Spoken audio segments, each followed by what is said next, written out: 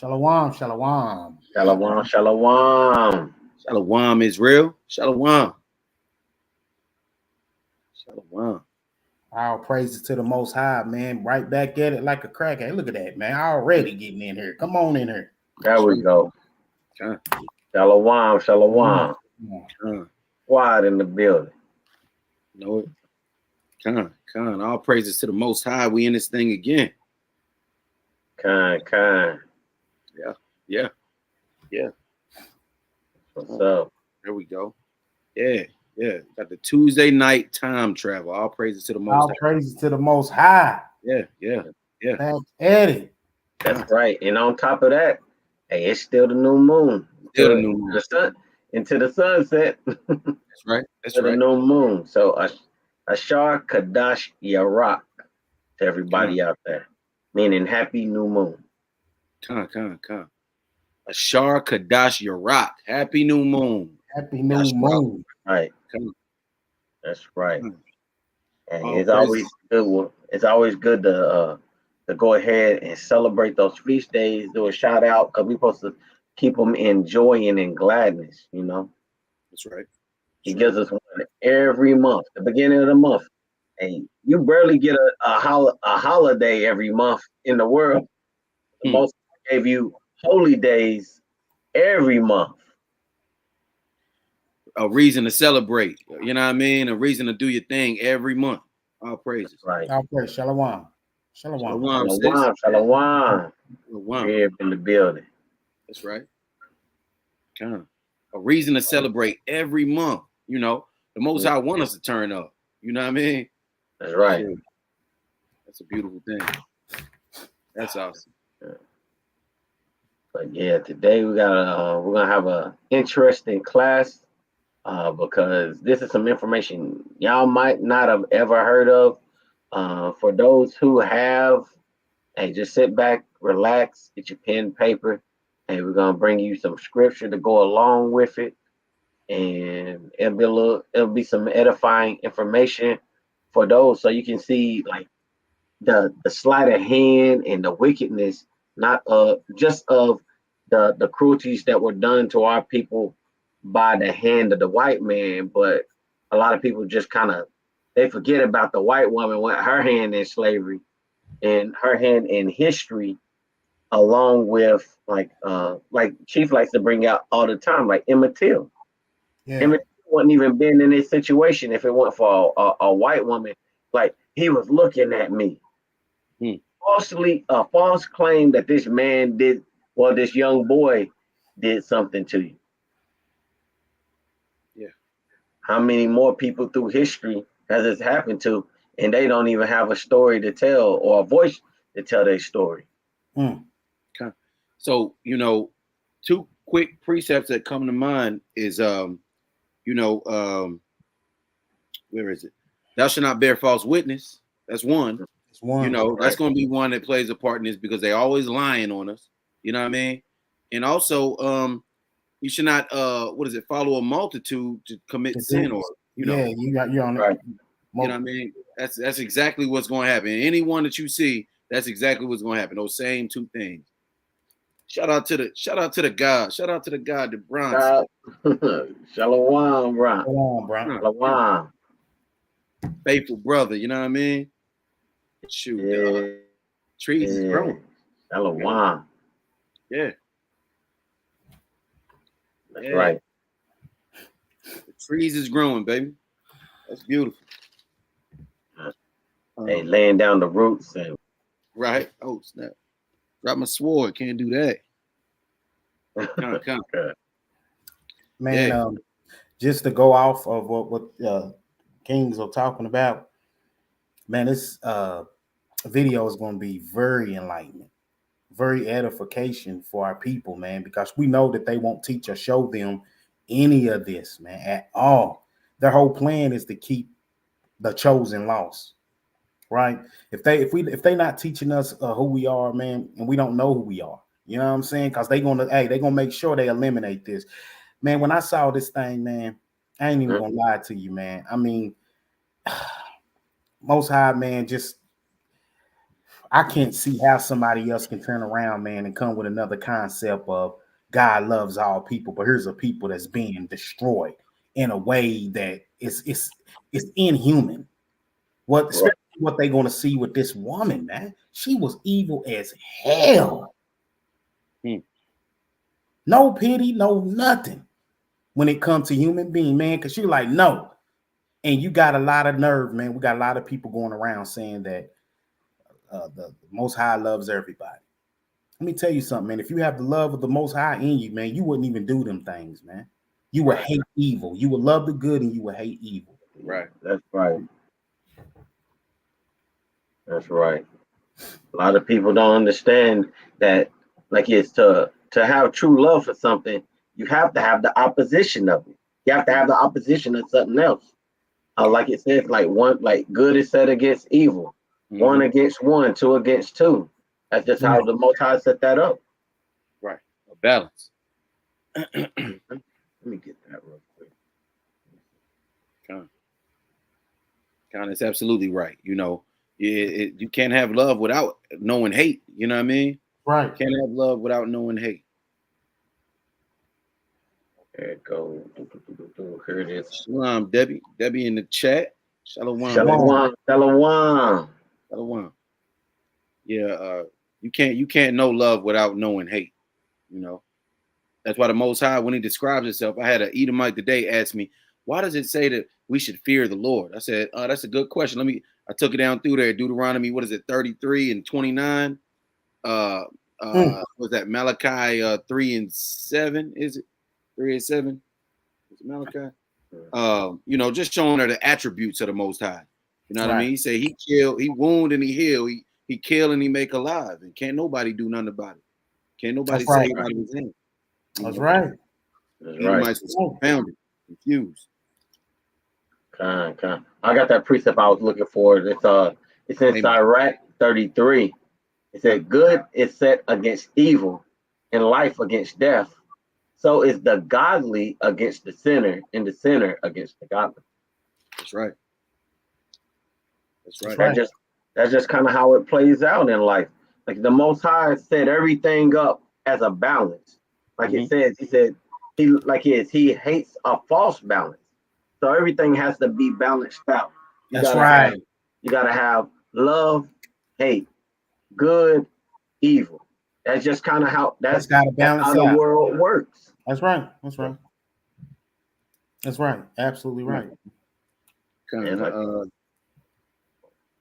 My bad. Can you? Yeah, I was just going. Just on top of that, I got a precept. Oh, go ahead. Go ahead, bring it up. Kind of. I'm gonna get a Revelation 3 in chapter 3 and verse number 16 real quick. It says, I'm gonna start at 15. I know your works, that you are neither hot nor cold. I would you were hot or cold.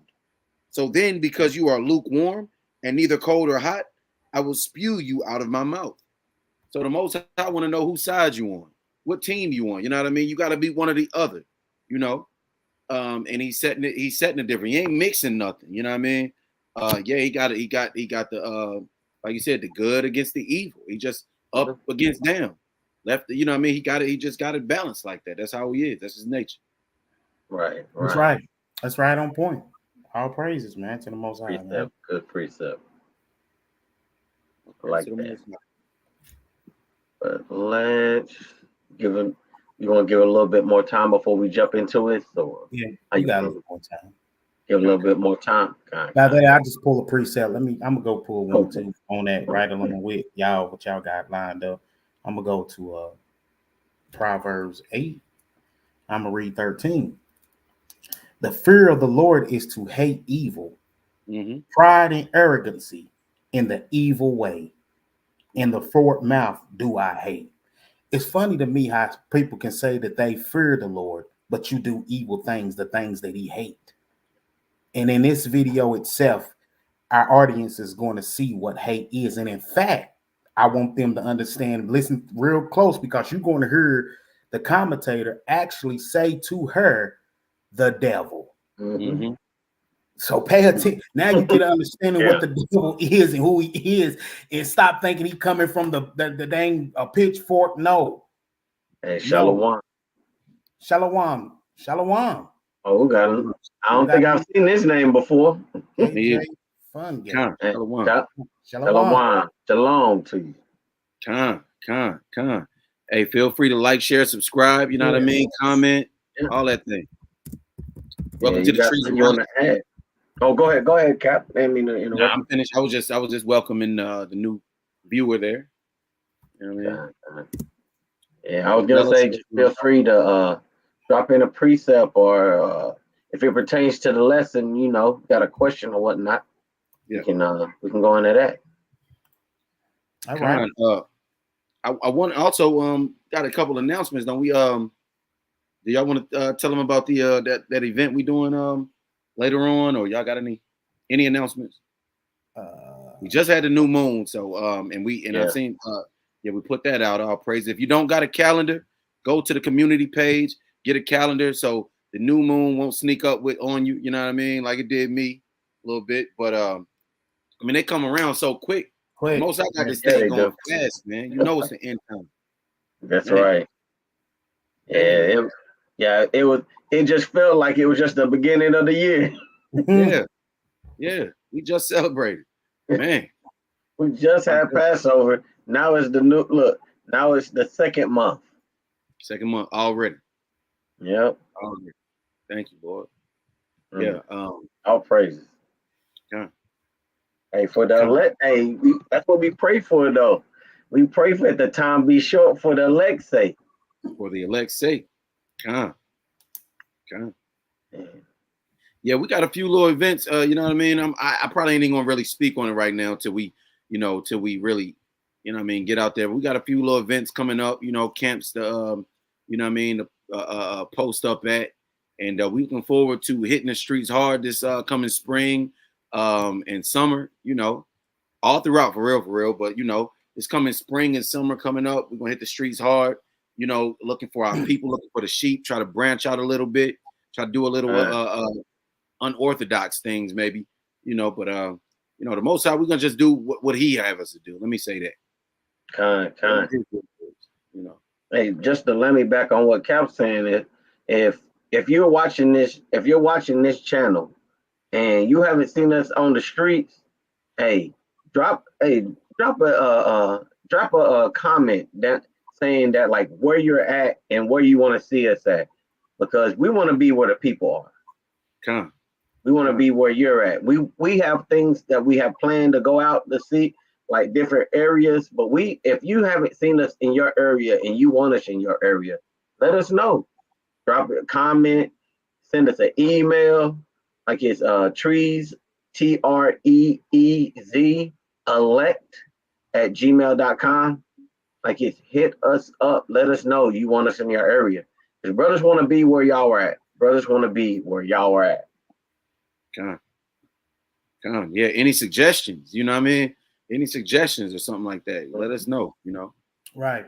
Okay. And it's always room for family, brothers and sisters, man, that want to get in and lay their brick, man. Let me back off that real quick.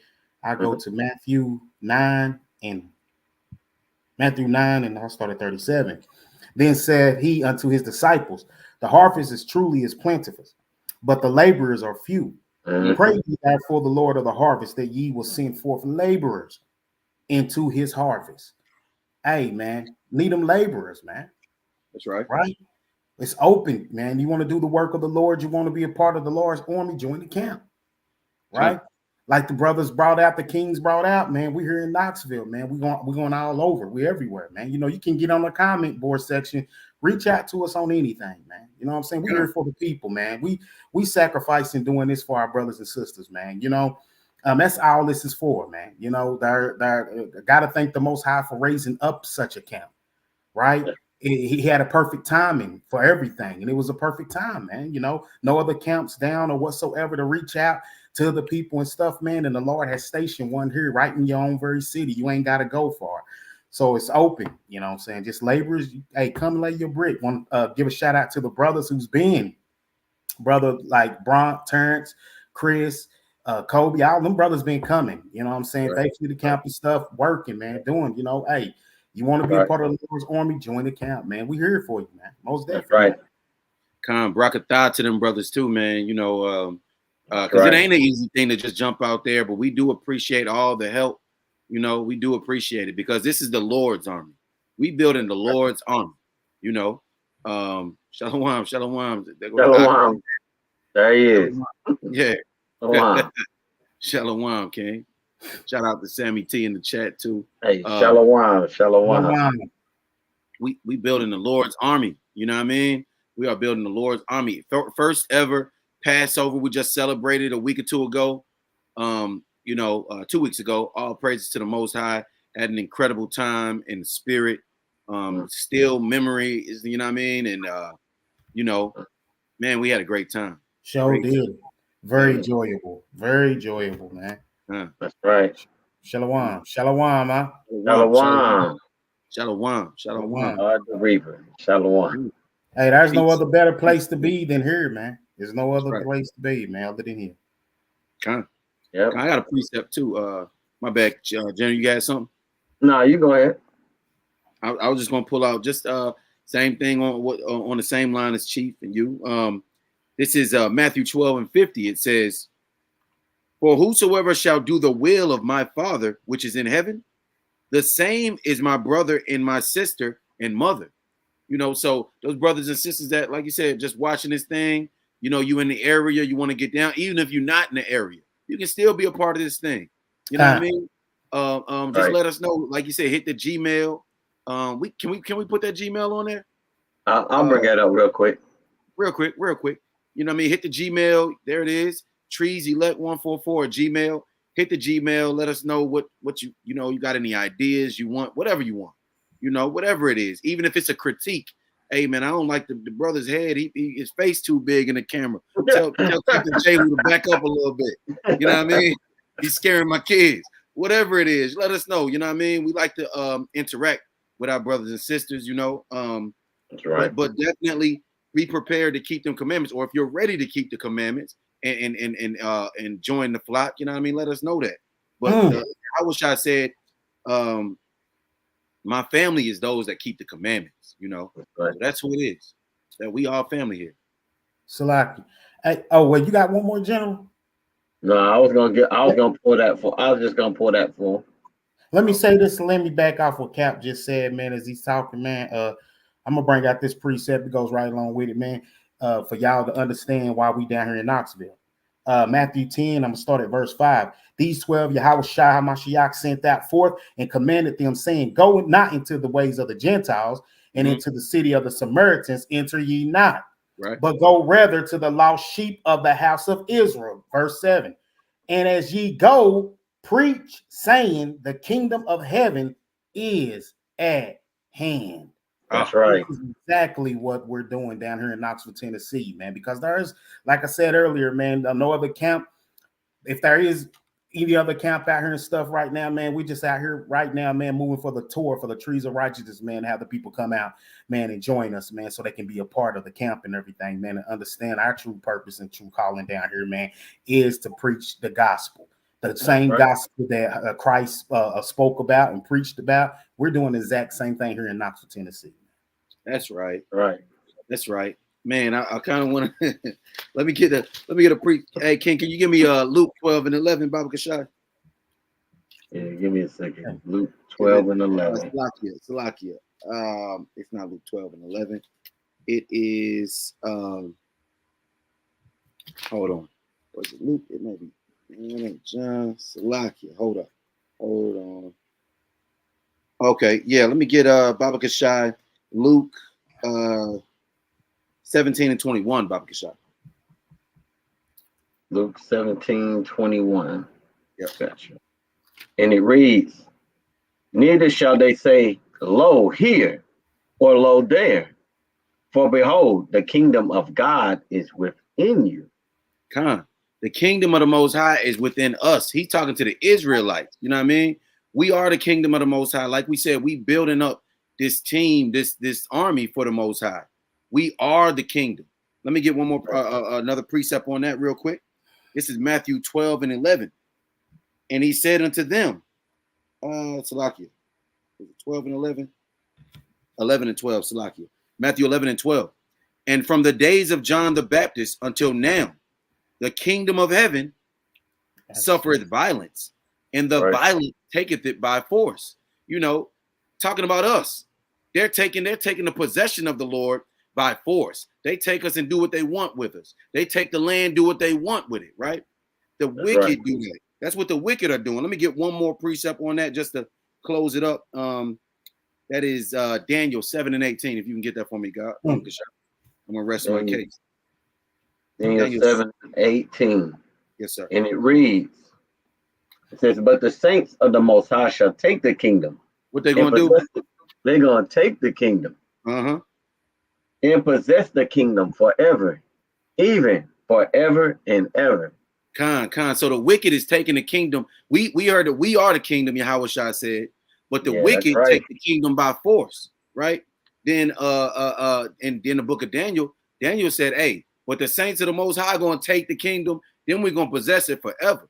You know what I mean? We're gonna get a hold of ourselves, we can get a hold of our brothers and save them from the hand of the wicked. And we're gonna be a kingdom, we're gonna be forever. You know what I mean? The Most High, Yahweh Shai gonna live, he's gonna dwell with us forever. You know what I mean? We never gonna have to suffer that violence no more. You know, all praise to the Most High. This is the final captivity. We gotta get in there. Yeah, that's that favorite verse from AHOS. that's their motto. That's the motto for them. That's the motto for the camp. Daniel 7 and 18. That's the camp. Yeah. That's the camp. Hey, that's the camp motto right there. We're gonna take the king forever, even forever and ever. Let you know it ain't just forever, ever. Forever, ever? Ever. My bad. I think we both doing it. Is that Aaron? Is that Aaron? AR? Is that the brother Aaron Kanala Camp? I don't know. AR from Judah. Either way, I don't know. I think it is. That's your brother Aaron. That before. I heard him say that before. So yeah, okay. All praise to the Most High. You know what I mean? Welcome to brother. Con. Yeah, we can get into this whenever y'all ready. I'm good to go. I'm good to go. All right, let me get this up on the screen. Let it get started.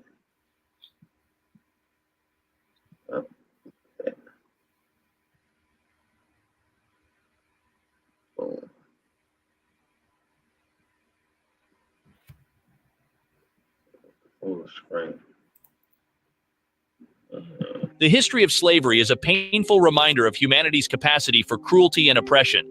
Slavery in America was deeply entrenched from the colonial era through the antebellum period, with enslaved Africans and their descendants subjected to forced labor, physical punishment, and various forms of degradation. The term antebellum derives from Latin, where ante means before and bellum means war. In the context of American history, the antebellum era refers to the period before the American Civil War, specifically the years between the late 18th century, which was after the War of 1812, all the way down to the outbreak of the Civil War in 1861. The term antebellum era is commonly used to describe this period because it captures the distinct social, economic, and political characteristics of the time, which ultimately led to the conflict and division that resulted in the Civil War.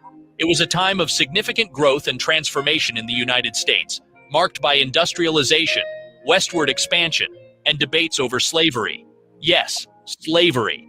The antebellum South was characterized by the use of slavery and the culture it fostered. During the procession of this era, Southern intellectuals and leaders gradually shifted from portraying slavery as an embarrassing and temporary system to a defense of slavery as a positive good. And for this, the abolitionist movement, which had just come into existence then, was harshly criticized by these leaders for being in opposition to slavery. The demand for slave labor and the U.S. ban on importing more slaves from Africa drove up prices for slaves, making it profitable for smaller farms in older settled areas, such as Virginia, to sell their slaves further south and west. Most farmers in the South had small to medium-sized farms with few slaves, but the large plantation owners' wealth, often reflected in the number of slaves they owned, afforded them considerable prestige and political power. During the antebellum era, the nation grappled with issues such as states' rights, the expansion of slavery into new territories, and tensions between the North and the South. These factors contributed to the eventual outbreak of the Civil War, which had a profound and lasting impact on the country. However, while the dehumanization and mistreatment of slaves is well documented, with ample evidence of sexual relations, from rapes to what appears to be relatively symbiotic romantic partnerships between white slave masters and black women in the antebellum South, a lesser-known aspect is the abuse endured by black male slaves at the hands of elite white women, that is, the planter class women. Yes, that too occurred. The planter class white women refers to a specific group of women who belonged to the elite plantation-owning class in the American South of the United States during the antebellum era.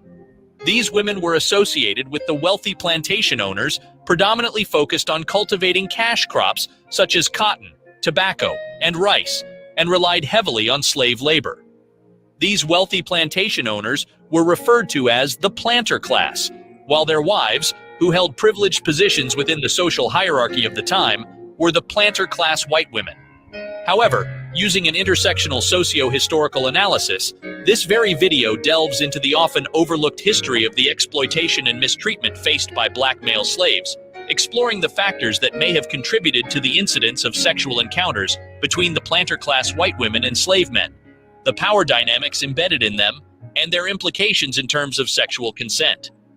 The segment further demonstrates how these upper-class white women who engaged in these relationships use sex as an instrument of power, simultaneously perpetuating both white supremacy and patriarchy during this dark era. Before I had to pause that right there before they get into it any deeper. There were a lot of things that were said there that people might have just kind of looked over. Yeah, because they were showing you how at that time that during the time after slavery, that as they were explaining, like the antebellum or pre to the Civil War, right? How the mistreatment went on. Of course, they knew about of women, but they didn't know much about the mistreatment of men, because in society, not only the men held a higher, I guess you would say, a higher position of power, so did their women as well, and we overlooked that as well. We immediately go into a mind frame like, oh, the white man did this, but it was also the white woman as well. Just like Yeah. That's what a lot of people don't understand and know, man. I always jump and say the white man. The women followed right after their man, man. They had this. It's telling you clearly they had a hand on in this whole thing, man. Right. It's going to show and identify them as holding that power as well for the decisions that they've made and done to the slaves back then. Right. So like Shalom, Natalia. Shalom. Welcome to the channel. Shalom. She's a treat righteousness say shalom to you. My bad, y'all. Nah, you good. Hey, we got to get the people they shout outs. That's right. But also along that same line, with the power struggle, where they were like, where we nowadays we look at like it seemed like it's a power struggle between men and women and patriarchy and matriarchy, but they were all under the whole premise of it was white supremacy, and then she got her power, and then we were all at the bottom. Yeah. Like so the argument went like they might have like in like man against woman, but in any case it was always them against us. Yeah, that's right. They always put themselves above. Go ahead. Yeah, the Sheetamite, man, she's a master manipulator. You know, master manipulator is what we're gonna find out, man. I mean, she's their best weapon. The Sheetamite woman. You know what I mean? That's their best secret weapon. You know, we was gonna you know, and it probably would have went with it, you know, maybe not, but you know, just even if you think about modern times, even right now, I've seen, I don't know how many videos about these Shedemite women, or even some of the men, you know what I mean, sleeping with these sisters, getting with their men, or vice versa, and then they killing them. You know, they killing us. Yep. You know what I mean? They got the daggone sex assassins. You know what I mean? They done sent their sex assassins after it. You know, we thinking it's greener on the other side, and they just, you know, taking us out. But but yeah, the so-called white woman always been real shrewd, cunning, you know, and a manipulator, like you say. You know, that's right. Yeah, that's right. That's right. You had anything you want to add in before I start this back up? I think that's good. I think we hit that. Yeah. All right.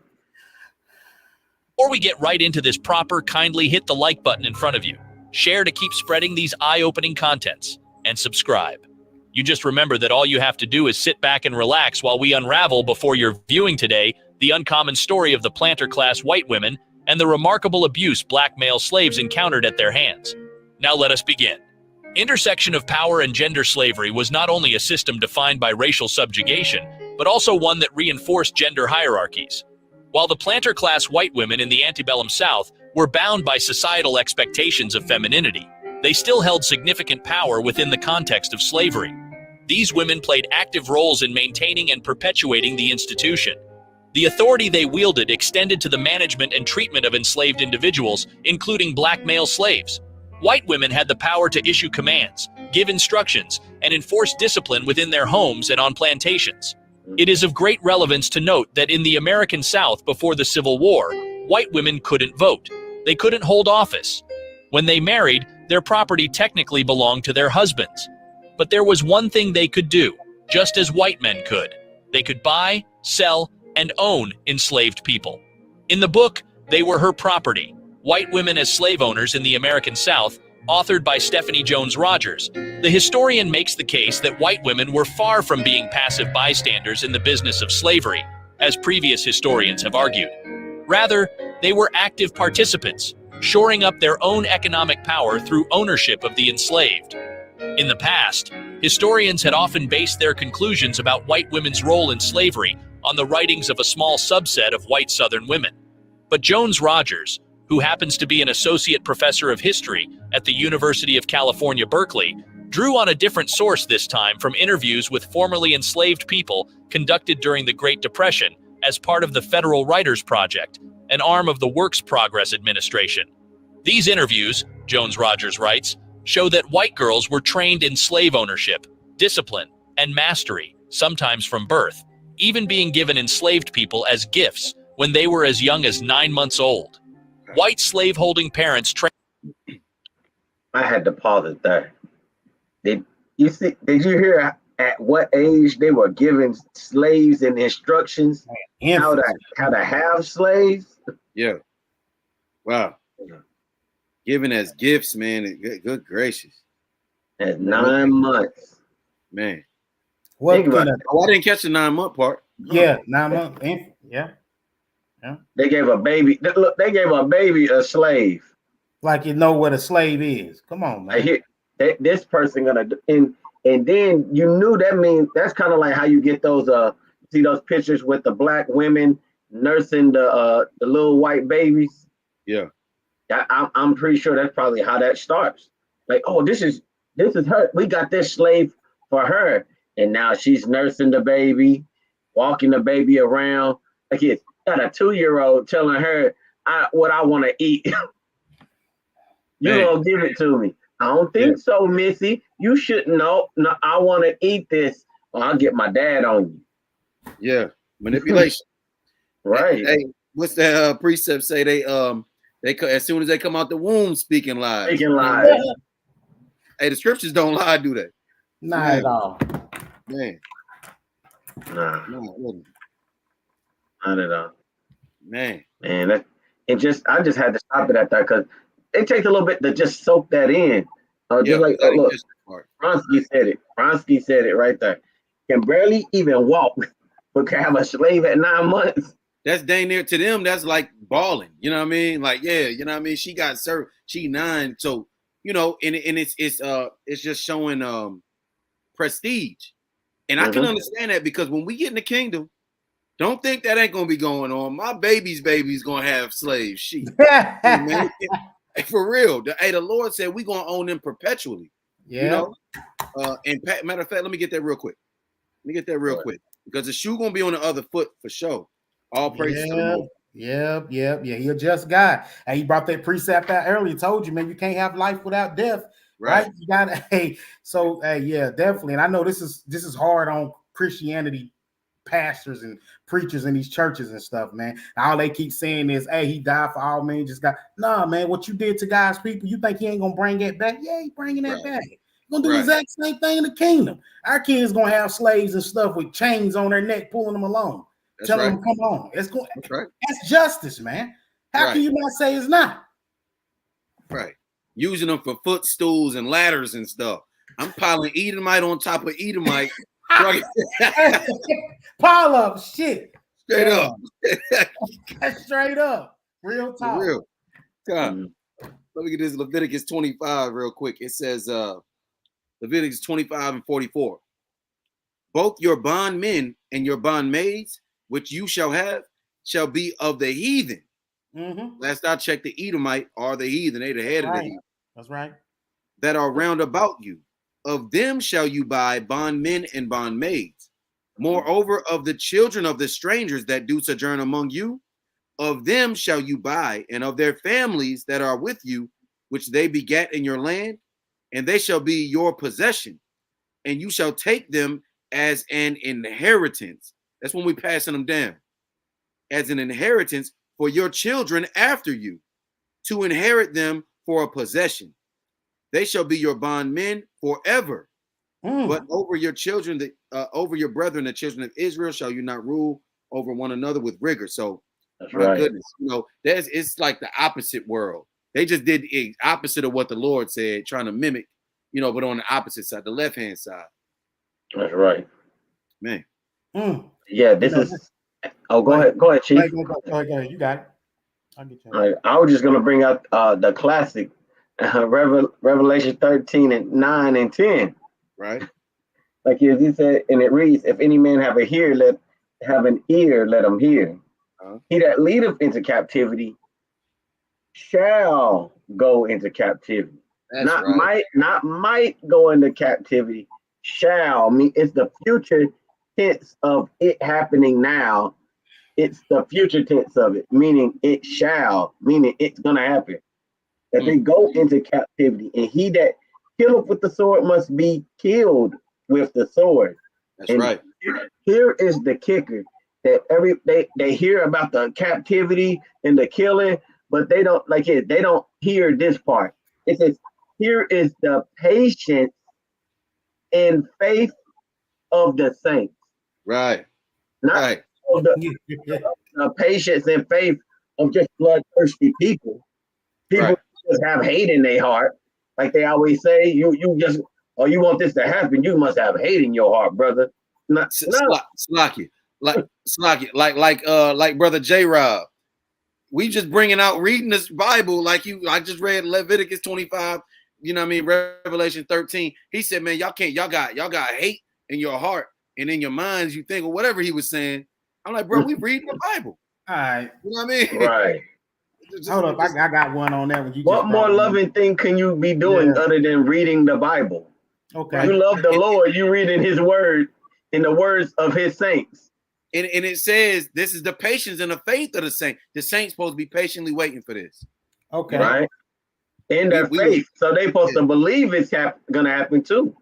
Right. Okay. That's right. So let me show you something, because by you saying that, you said about they say you preach hate and everything. What people fail to realize is the Most High predestined this whole thing from the beginning, before it even played out, before you even get to Revelations and everything. Watch what it says here in Genesis 24 and 6. You get that for me, Genesis 24 and 60, Baba Shah.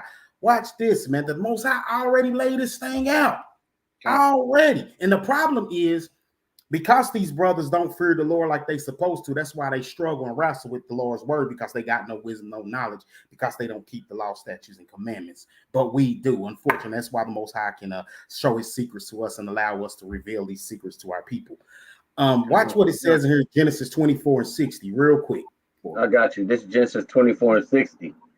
And they blessed Rebekah and said unto her, Thou art our sister, be thou the mother of thousands of millions, and let thy seed possess the gates of those which hate them.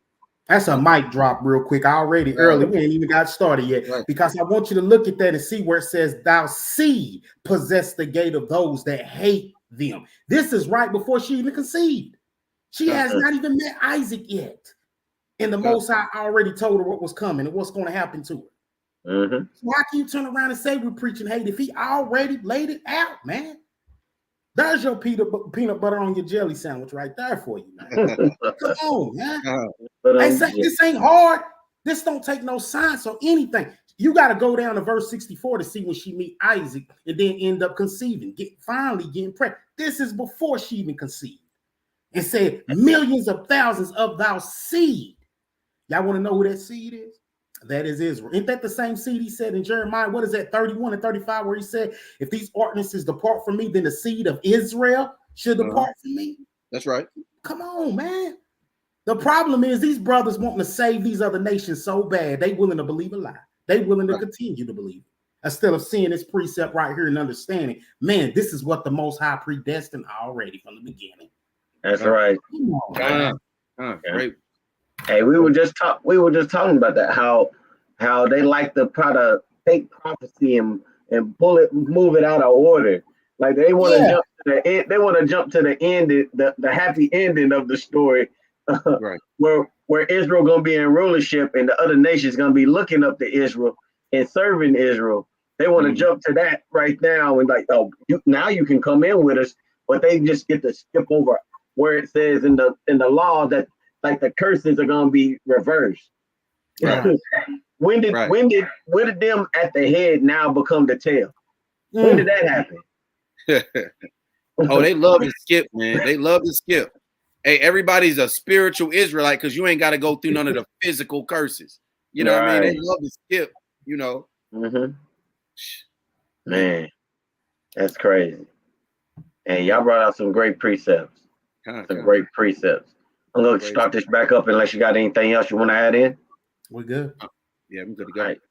Back to it. Yeah. Train their daughters on how to be slave owners. They give them lessons in slave discipline and slave management. Some even allow for their daughters to mete out physical punishments, Jones Rogers says. Slaveholding parents and slaveholding family members gave girls enslaved people as gifts, for Christmas sometimes, when they turned 16 or when they turned 21. There are even accounts of slaveholding parents and family members giving white female infants enslaved people as their own. There is one particular instance of a case in a court record where a woman talks about how her grandfather gave her an enslaved person as her own when she was merely 9 months old. And just how could a 9-month-old baby have known that she had a slave of her own if she wasn't told so? Apparently, she has been schooled on the ropes. She grew up knowing that some absolute authority over another has been bestowed on her, that she had some waiting property of her own in the form of a human being. Stated a poet and writer on his findings in the book, They Were Her Property, by Jones Rogers.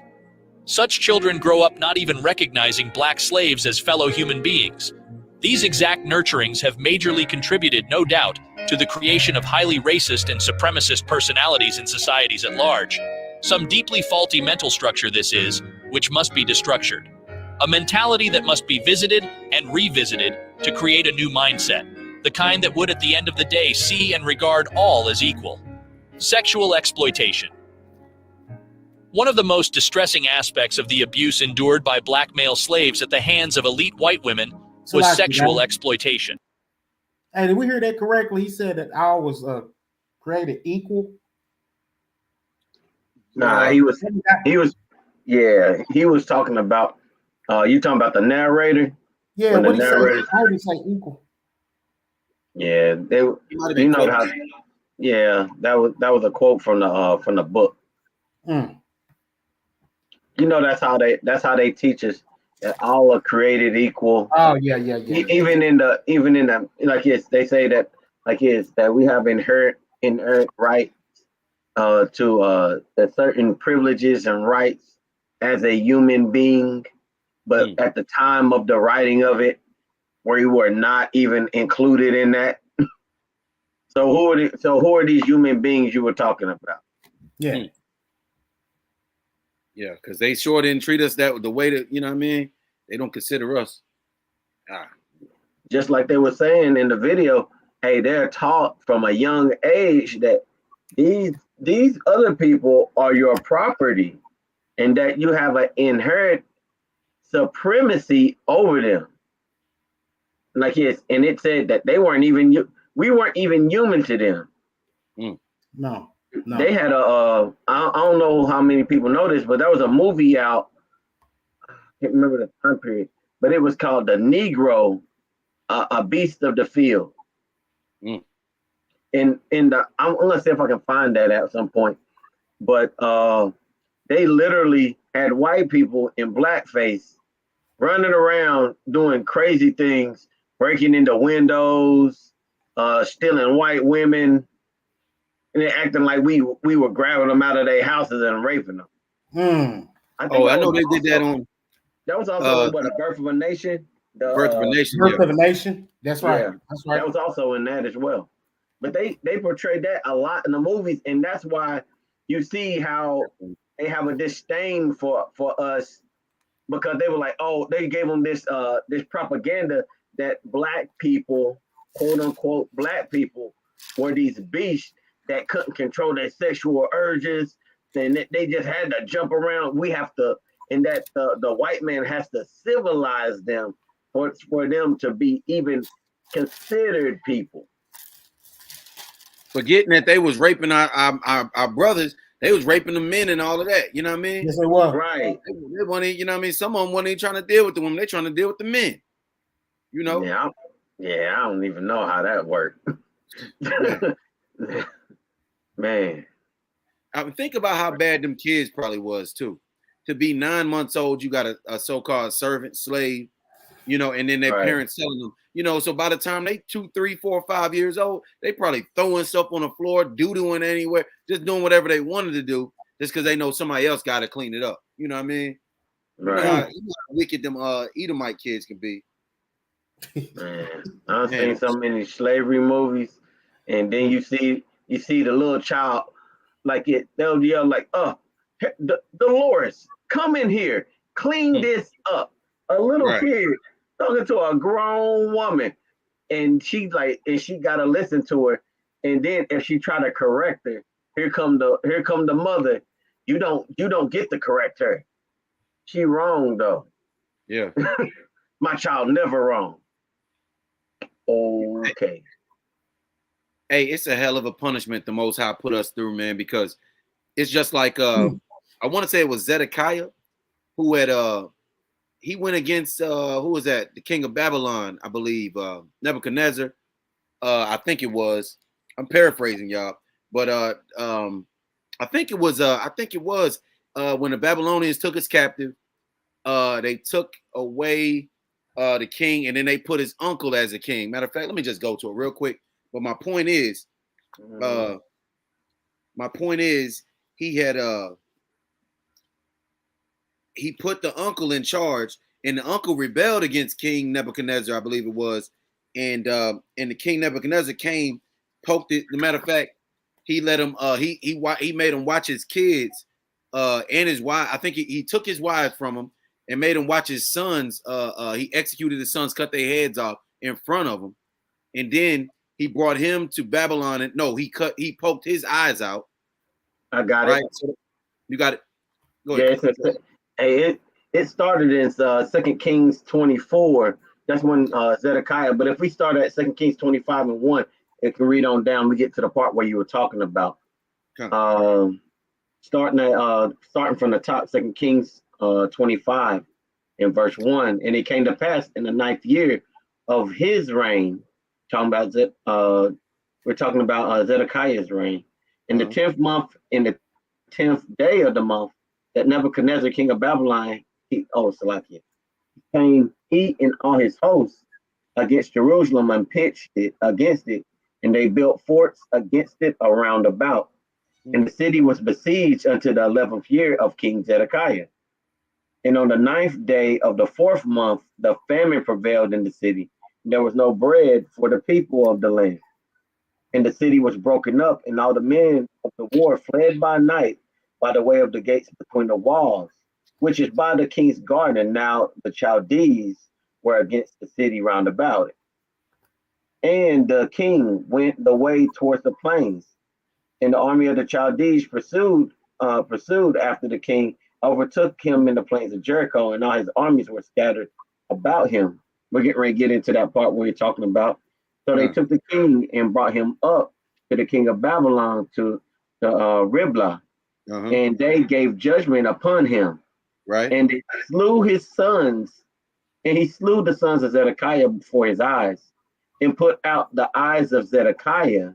Wow. And bound him with fetters of brass, and carried him into Babylon. Wow. Wow.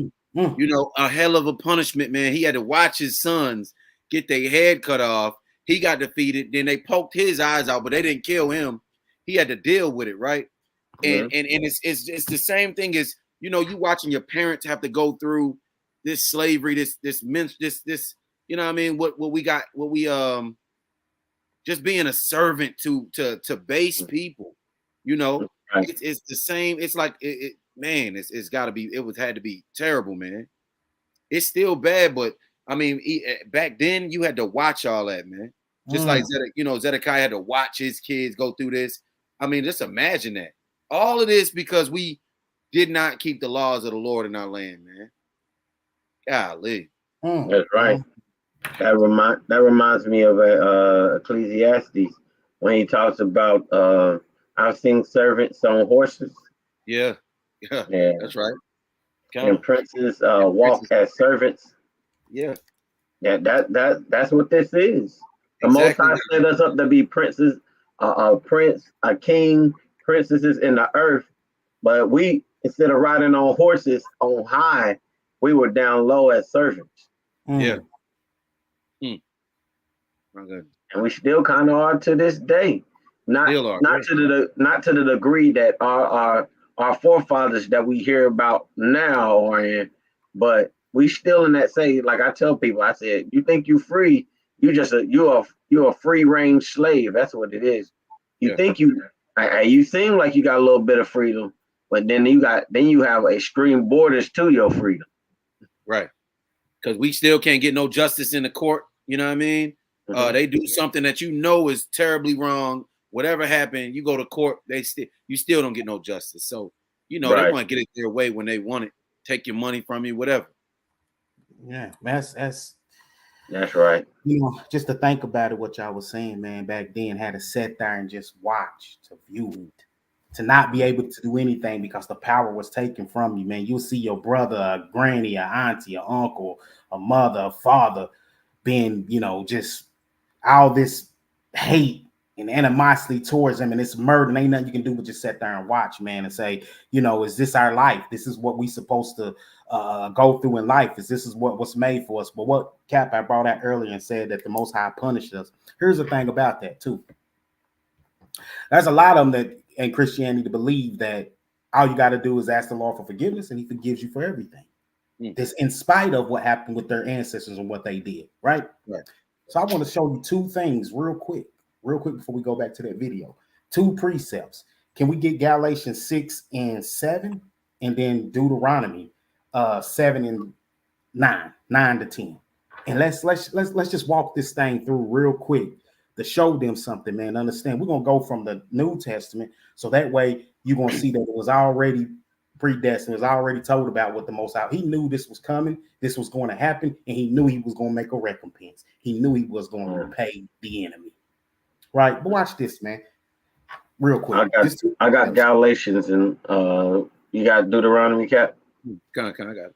All right. Which one you want read first? I want the Galatians. All right, this is Galatians 6 and verse 7. Be not deceived. God is not mocked. For whatsoever a man soweth, that shall he also reap. So how can you ask for forgiveness and say, I'm not going to have to go through what my ancestors did, or I'm not going to have to suffer for that, when He said God is not to be laughed at? He's not to be mocked. That's right. He said, you're going to reap what you've done. You're getting that back. That's justice. That's a balanced most high right there, man. And that's in Galatians. Y'all beloved fall apart. He said it right here. You're going to reap that. Everything that you did, you're going to reap, right? Now watch this. I'm going to show you that the Lord already had this thing in motion. He already knew I'm paying you back. Right? This is the book of Deuteronomy, chapter 7, verse number 9.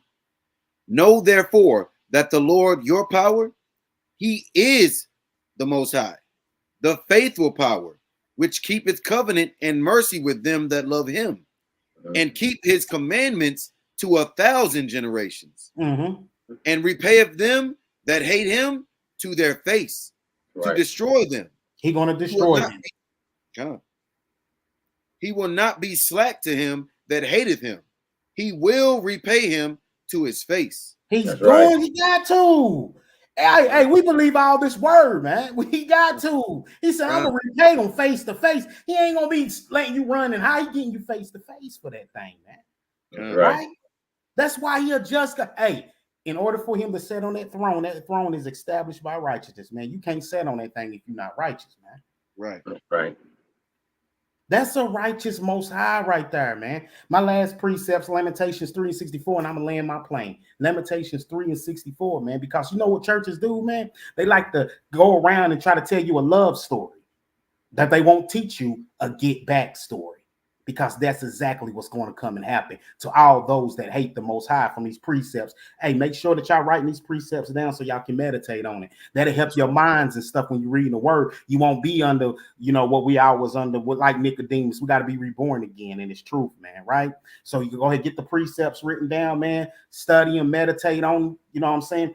Reestablish your mind, man. So let me get that Lamentations 3 and 64. I'm going to land my plane on this one, shot. Okay. This is Lamentations 3 and 64. Render unto them a recompense, O Lord, according to the work of their hands. You hear that? You hear that? To the work of their hands. Everything they've done, Lord, render a recompense on them. He's going. Hey, can I finish that out?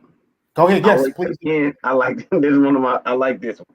It said, give them sorrow of heart. Thy curse unto them, persecute and destroy them in anger from under the heavens of the Most High. You can't tell the Most High don't do it to them, because we the children, we didn't know. He already set them up for this is their end, their future end. He already telling you what's coming to them. It don't matter if it's one good one, two good ones, three good ones, because on those slave ships, guess how many good slaves it was, and yet they still put them in slavery with no pity. Yeah. What y'all about to see as a witness to this woman. No, I don't. It's gonna be hard for you to sleep hearing this stuff, man. You can't sleep after hearing this.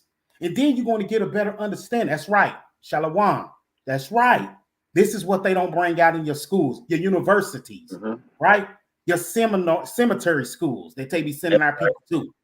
Come on, man. Telling you a love-fixated story of the Most High. And yet the Most High said, every work of your hand, I'm coming to give that all back to you.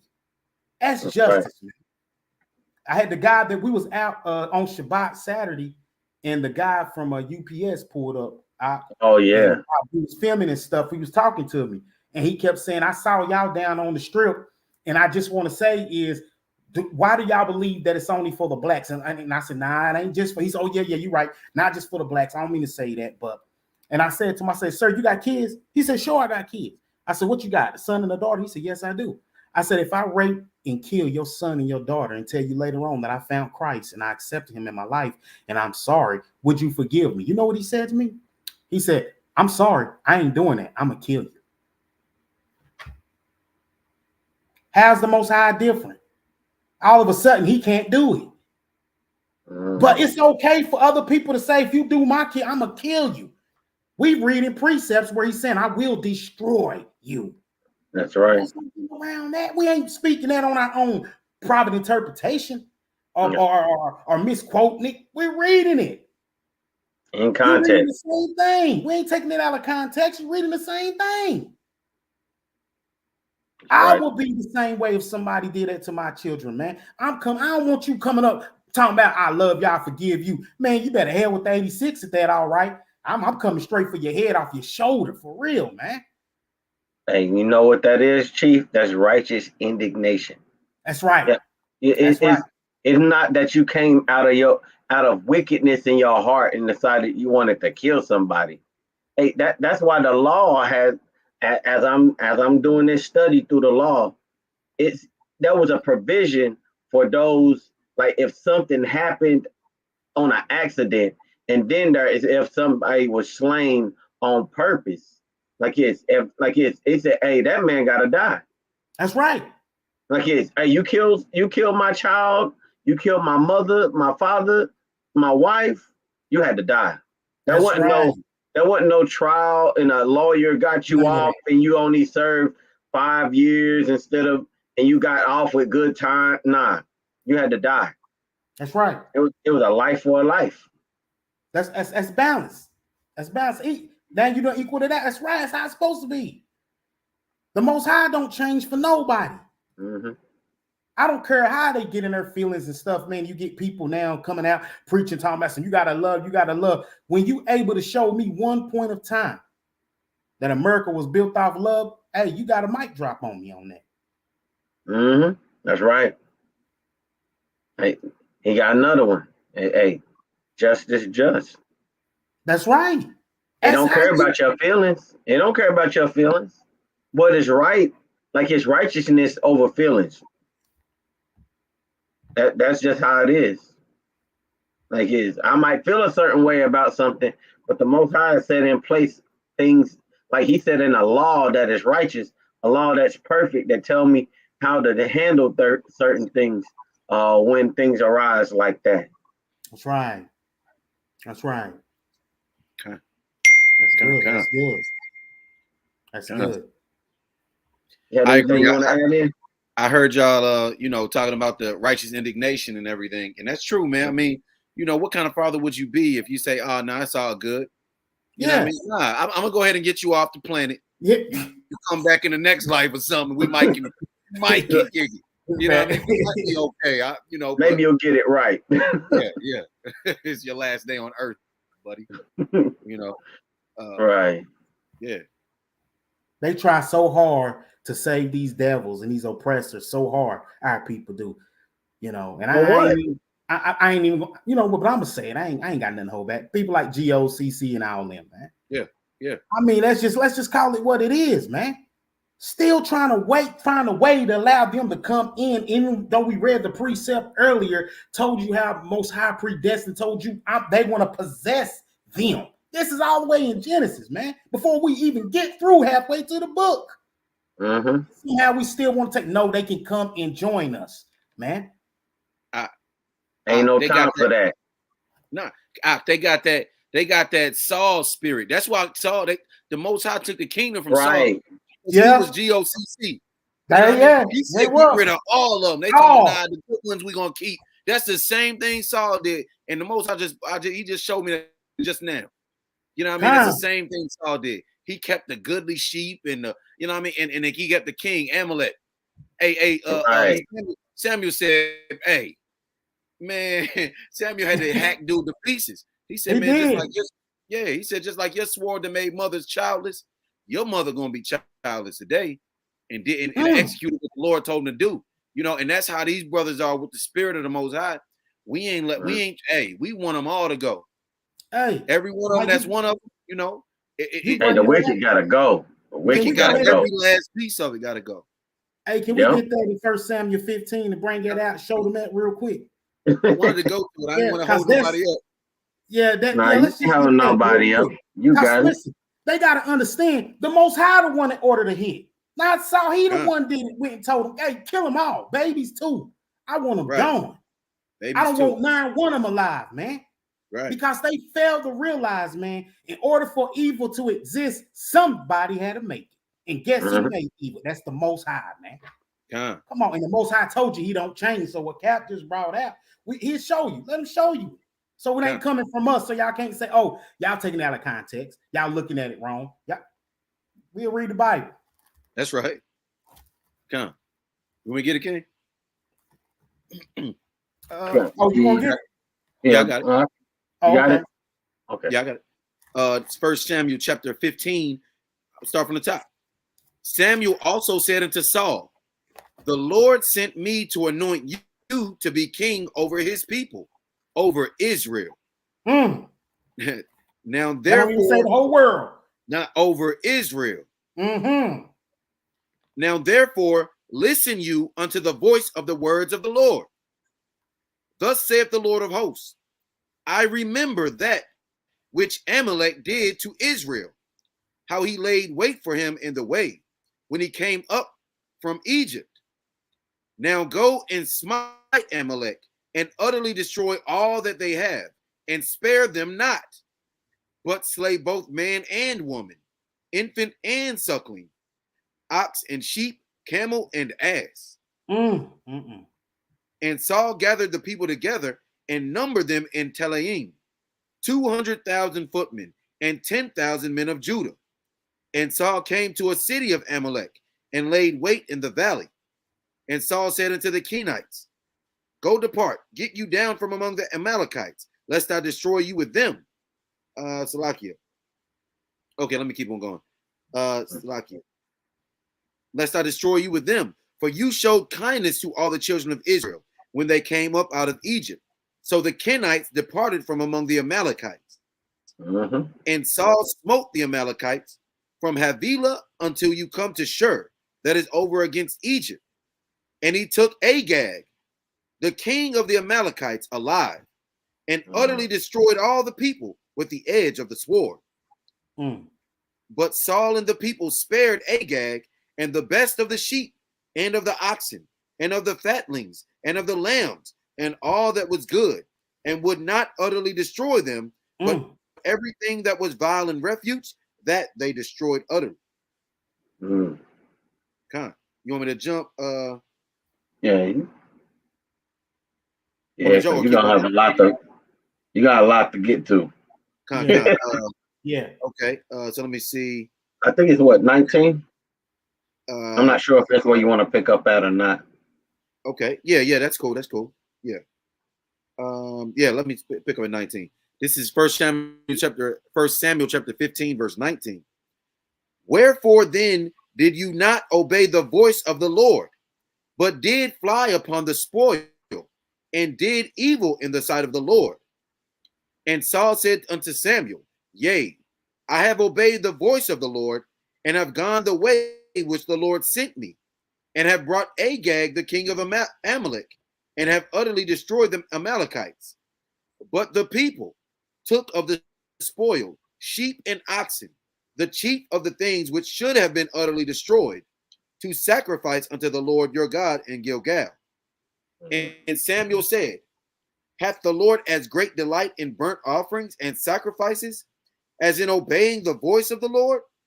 Behold, to obey is better than sacrifice, and to listen than the fat of rams. For rebellion is as the sin of witchcraft, and stubbornness is as iniquity and idolatry. Because you have rejected the word of the Lord, he hath also rejected you from being king. So then you keep on going, and Saul starts pleading with Samuel, oh, tell the Lord to come back, don't go away from me, and all of this. And Samuel lets him know, I'm not the Lord. The Lord is the one that, he rent the kingdom from you this day. Yeah. Verse 28. You can if you go ahead and hit 28, 32, and 33 to set it off. Verse 28. And Samuel said unto him, the Lord hath rent the kingdom of Israel from you this day, and hath given it to a neighbor of yours that is better than you. Verse 32. Then said Samuel, bring you hither to me Agag, the king of the Amalekites. And Agag came unto him delicately. And Agag said, surely the bitterness of death is past. And Samuel said, as your sword hath made women childless, so shall your mother be childless among women. And Samuel hewed Agag in pieces before the Lord in Gilgal.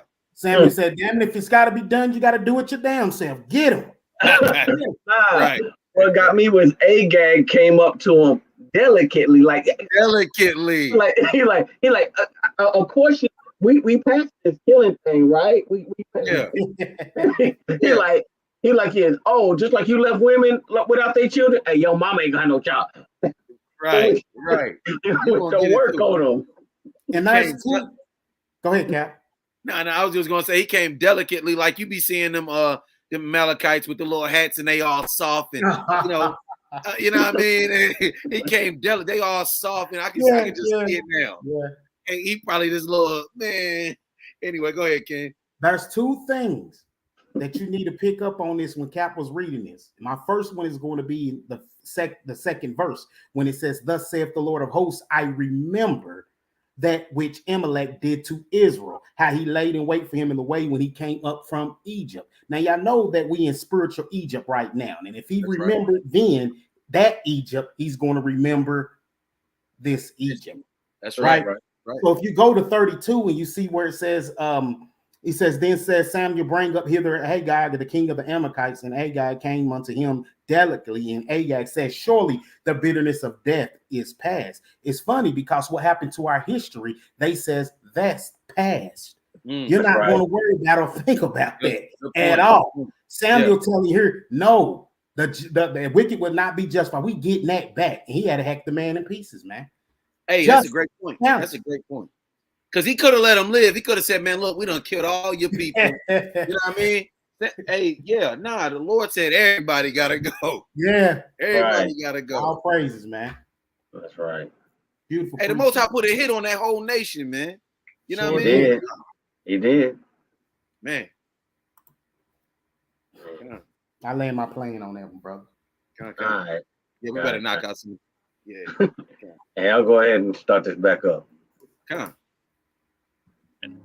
Although the dominant narrative often portrays white women as passive or innocent, there were instances where they actively engaged in non-consensual sexual relationships and rape, exploiting their power and control over black male slaves.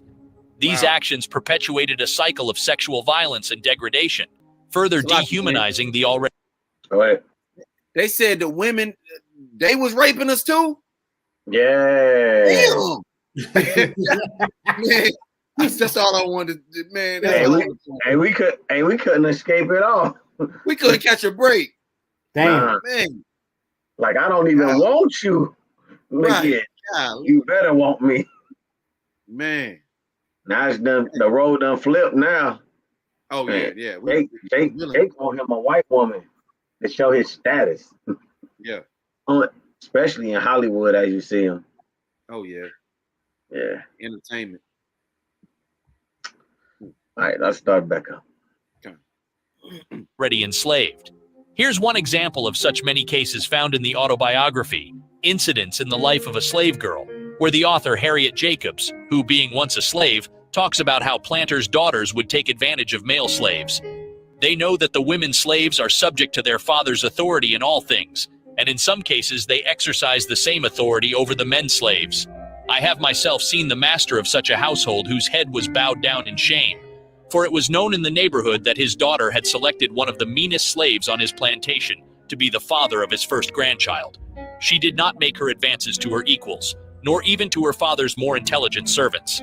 She selected the most brutalized, over whom her authority could be exercised with less fear of exposure. The kind of relationship described here by the author is clearly of a sexually predatory behavior. And such an act, as Jacobs confirms, was not uncommon, nor can it be classified as consensual in any meaningful sense of the word. It, in fact, constitutes a form of sexual abuse, if not rape. We thus see that plantation mistresses and elite women, like their male counterparts, were able to sexually control and abuse their slaves. Another way in which the planter-class white women were able to exercise sexual control over slaves was by threatening to accuse them of rape or attempted rape if they did not agree to sex. In doing this, elite white women used one of the primary instruments of patriarchal repression, the idea that they were weak and in need of white male protection, and by extension, in need of control and domination by white men, to exercise racial control over black male slaves. Possible causes of sexual exploitation. Why these women chose to sexually abuse slaves probably varied by situation. Perhaps some of them were simply bored or sexually frustrated. But perhaps, at least on a subconscious level, sexually exploiting slaves was a means of compensating for their lack of power in other aspects of their lives. Planter-class women were considered the property of their husbands and lacked considerable sexual agency relative to men. It is possible the sexual exploitation of slaves by women who had little power in relation to white men was a source of enjoyment that created a feeling of power. This is not to excuse the actions of sexually abusive white women, nor is it to suggest that female sexual abuse of slave men would not have occurred had women enjoyed a higher status in society. However, just as slave-owning white women often took out their frustrations on slaves through excessive cruelty and violence, they probably also used sex as a means of domination and control in a society in which they were relatively powerless. Their freedom and mobility was severely limited. For example, they were generally not allowed to travel without an older male chaperone. Spousal abuse was often considered a legitimate method for men to control their wives in the antebellum era. Indeed, in private, many plantation women were unhappy with their lack of freedom and the expectation that they remain dutiful, obedient, pleasant, and cheerful, while their husbands had affairs with or raped female slaves. Knowing that the mixed, race slave children who surrounded them were their husbands' offspring was both humiliating and heartbreaking. Historian Catherine Clinton, 1982, has this to say: "If plantation mistresses could live above reproach, their husbands, fathers, sons, and brothers could boast of the superiority of their civilization." She further goes ahead and terms them prisoners in disguise. Southern women, who generally married at a younger age than those in the North, not infrequently at 15 or 16 years old, were often left abandoned on plantations while their husbands traveled for business, pleasure, or military duty. The life of a plantation mistress was often lonely and sad. Physical abuse. By 1830, slavery was primarily located in the South, where it existed in many different forms. African Americans were enslaved on small farms, large plantations, in cities and towns, inside homes, out in the fields, in the industry, and transportation. Though slavery had such a wide variety of faces, the underlying concepts were always the same. Slaves were considered property, and they were property because they were black. Their status as property was enforced by violence, actual or threatened. People, black and white, lived together within these parameters, and their lives together took many forms. Physical violence was not limited to white male slaveholders. White women, too, participated in acts of brutality against black male slaves. These acts ranged from whipping and beating to inflicting other forms of corporal punishment, leaving lasting physical and psychological scars. A good example of the bad, unspeakable lengths to which physical abuse could go on black male and female slaves is the infamous story of none other than Madame Marie Delphine Lalaurie. Hey, I had to pause that real quick because just listening to that is just crazy. How they would take out their frustration since they had no power in their own structure. They were like, "Hey, how can I make like it? I'm gonna try to rule over somebody else that's lesser than me." And they took it out on the men slaves. God. Man, and they try to paint the picture that the black man back then was the sexual deviant. Yeah, That he's the one that was like, "Oh, I can't wait till Master leave.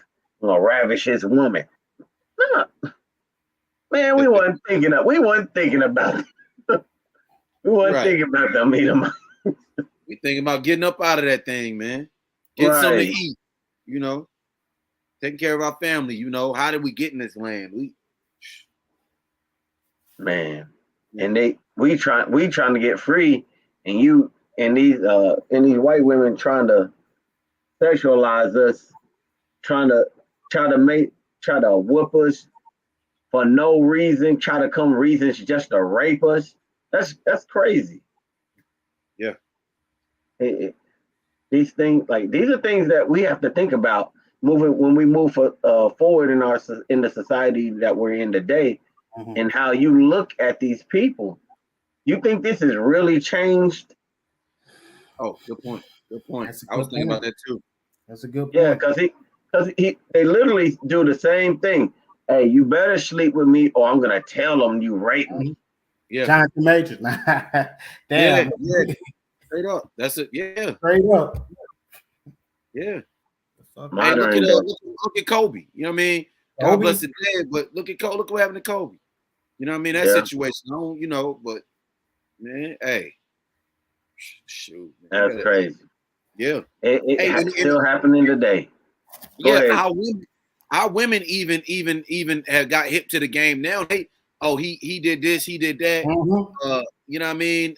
Get pregnant, get the baby, and you know, they done morphed it, you know, because Jake gonna flip it and you know what I mean, make it all types of even more wicked. We gonna, you know, but we learned that from them. Yeah. That wasn't a part of our culture. Nah. Man. Nah. Like when you even look at it like on the end where like he's having children or whatnot, and then just trying to have power over them. That's what they were trying to do. Like, and then they said like, yeah, to give the first grandchild be a Negro, so they try to shame them. Yeah. Try to shame their family because they didn't give them no power. Yeah. that just the wickedness in your mind to think of something like that. Like, yeah, I'm gonna get back at. Yeah, I'm gonna get the biggest, most brutal slave. Like is, and then I'm gonna have a baby with him. I can show my father. I can show him. Didn't think of the recourse of how that would make him, how that made him feel. Like is that he don't get overpowered by some woman, and if he didn't do what she said, the consequences that will come with it. He's gonna lose his life.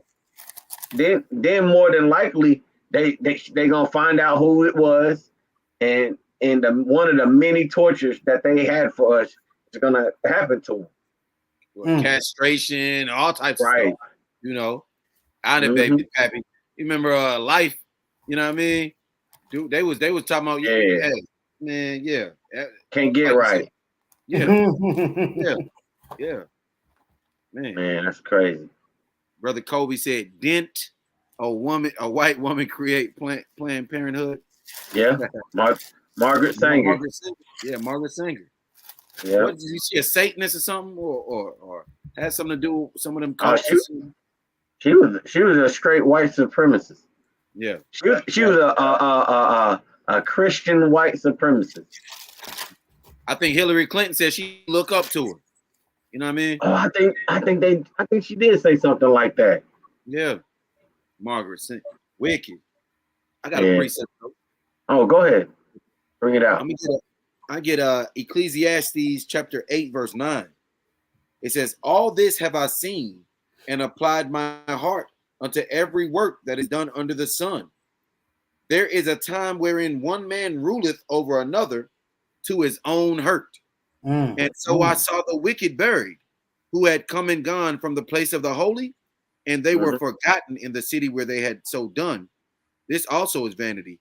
Two more verses real quick. "Because sentence against an evil work is not executed speedily, therefore the heart of the sons of men is fully set in them to do evil. Though a sinner do evil 100 times, and his days be prolonged, yet surely I know that it shall be well with them that fear the Lord, which feareth before him. But it shall not be well with the wicked, neither shall he prolong his days, which are as a shadow, because he feareth not before the Most High." That's right. That's right. That's right, God. Yeah, that's a great precept. God. Great precept. God. Yeah, they did it to their own hurt. My bad. Yeah, they did it to their own hurt, and they didn't think that'd be a day for them, for their reckoning. Right. They just thought they'd get away with it. Hey, but it clearly says like this, but it'll go well with those that fear the Most High. Right. Those who fear Yahweh. Okay. And we know it wasn't them. So imagine what that like is. So you can only imagine. Well, we ain't even really gotta imagine. We know what the end is gonna be for the wicked. Right. We ain't even gotta imagine it. We know what it is. And just like Revelation said, hey, we patiently waiting. That's right. It's our patience and our faith. We waiting and we believe it's gonna happen.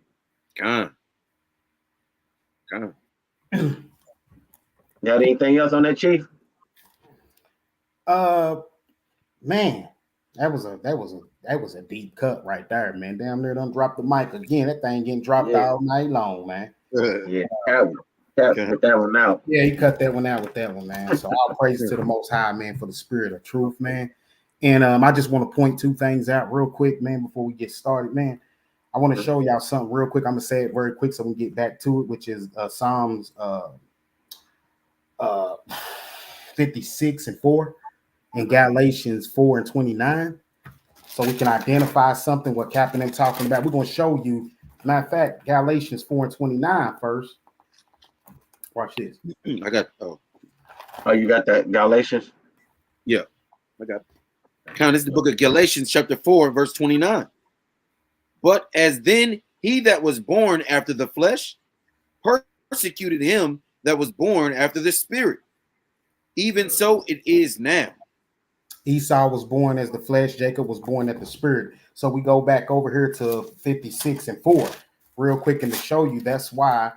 Drop down to Psalms 56 and 4 real quick. Let's show you something real quick, man. Show you some how magical this is with this word. That's why it's important to read the word of God, man. The word of power, right? I got you. Go ahead. Psalms 56 and verse 4. In God I will praise his word. I was shy. Go ahead. In God I have put my trust. I will not fear what flesh can do unto me. So we won't fear the one that was born in the flesh to destroy the spirit. Okay. Okay. Everything that these devils have done, you're getting it back. We don't fear you, man, because we praise the word, man. We praise Yahushua, man. Our commander, our chief, man, our Lord, and our Savior, the governor, man, the ruler over Israel. So we won't fear what you have done to us. Right? There's going to be a recompense for that, though. And I got a preset for you, sister, since you jumped in a boat and you left real quick. I'm gonna wait till we get to that part before I pull that out. All praise to the Most High, man. That's right. All right. I'll go ahead and hit play on that. Madame LaLaurie thrashed her slaves, gauged their eyes out, punched holes in their heads, and left maggots to infest the openings. And if you think this is all some terrible lie or some hoax, then best brace yourself for what you are about to hear concerning this 18th century slave owner, the terrible evil meted out on her slaves. Here's a brief one on Marie Delphine LaLaurie. On April 10th, 1834, at the mansion at 1140 Royal Street in the French Quarter of New Orleans, Louisiana, a fire broke out. The neighbors rushed out to help, offering to pour water on the flames and help the family evacuate. However, when they arrived, they noticed something odd by 19th century Southern elite standards. The woman of the house was trying to save her jewels and furs without the aid of her slaves. Madame LaLaurie, the great mistress of the house, alone, a mansion without slaves seemed shocking. When asked where her servants were, she told everyone to mind their own business. Some said this was mysterious enough. Others said they heard faint moans and screams from the attic. Either way, a small brigade took it upon itself to bust into the house and find the woman's slaves. Yet when they opened the door to the attic, they stopped dead in their tracks, some vomiting from the stench. It was impossible to stand the demonic mind-to-stomach twisting grisly sight. It was all there, stark. All the madness that a devil could be, all the ugliness of things miserable that can only be imagined. What the interlopers had found was the torture chamber of Madame Marie Delphine LaLaurie, consistently ranked after this as one of the most infamous serial killers in the world. Right up there with the blood-drinking, cannibalistic 16th century Hungarian Countess Elizabeth Bathory. Neighbors had confirmed their suspicions of her. The reason for the disappearance of all LaLaurie's slaves was now bare for the world to see. It was savagery. Heaps of corpses, organs, and limbs, slaves pinned to tables or cramped in small cages, metal bars with spikes wrapped around the slaves' necks to prevent them from moving their heads, while others were placed in small cages, and their bones had been dismantled and reset to fit in. Crazy! Live bodies with their eyes gouged, fingernails torn out, ears hanging by shreds of skin, or their mouths filled with feces and sewn shut, many of them. People with flayed skins and festering wounds. Several accounts claim they found one woman whose skin had been peeled off in spirals to make her look like a caterpillar, another with her bones broken and reset so that she looked like a crab, and one more whose intestines had been torn out and knotted around the waist. Many of these victims, some had claimed, were up to 100 who were supposedly still alive, putrid and starving. No kind of physical abuse has gone to such lengths. LaLaurie became famous for the depraved brutalization of her slaves. Legend has it that a 70-year-old slave cook who had been chained to the stove in the kitchen by LaLaurie, yet was slowly starving to death also, started the fire. While interrogated, the woman had admitted that she started the fire in an attempt to kill herself, then faced LaLaurie's torture. Madame LaLaurie had threatened to take her to the top room. No one who went to the upper room ever returned, according to the cook. The lady had decided that it was better to die than suffer at the hands of Madame LaLaurie. Following this discovery, the top chamber was broken into in order to investigate the cook's assertions. And without a doubt, the top room was hell on earth for the slaves who ever ended up there. Born on the 19th day in the month of March, 1787, in the then Spanish-ruled New Orleans as Marie Delphine McCarty, most of LaLaurie's life passed without any real indication of cruelty or evil.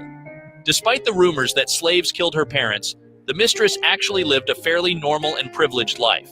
She was a major part of New Orleans high society, and beloved as a kind, gentle, and courteous figure.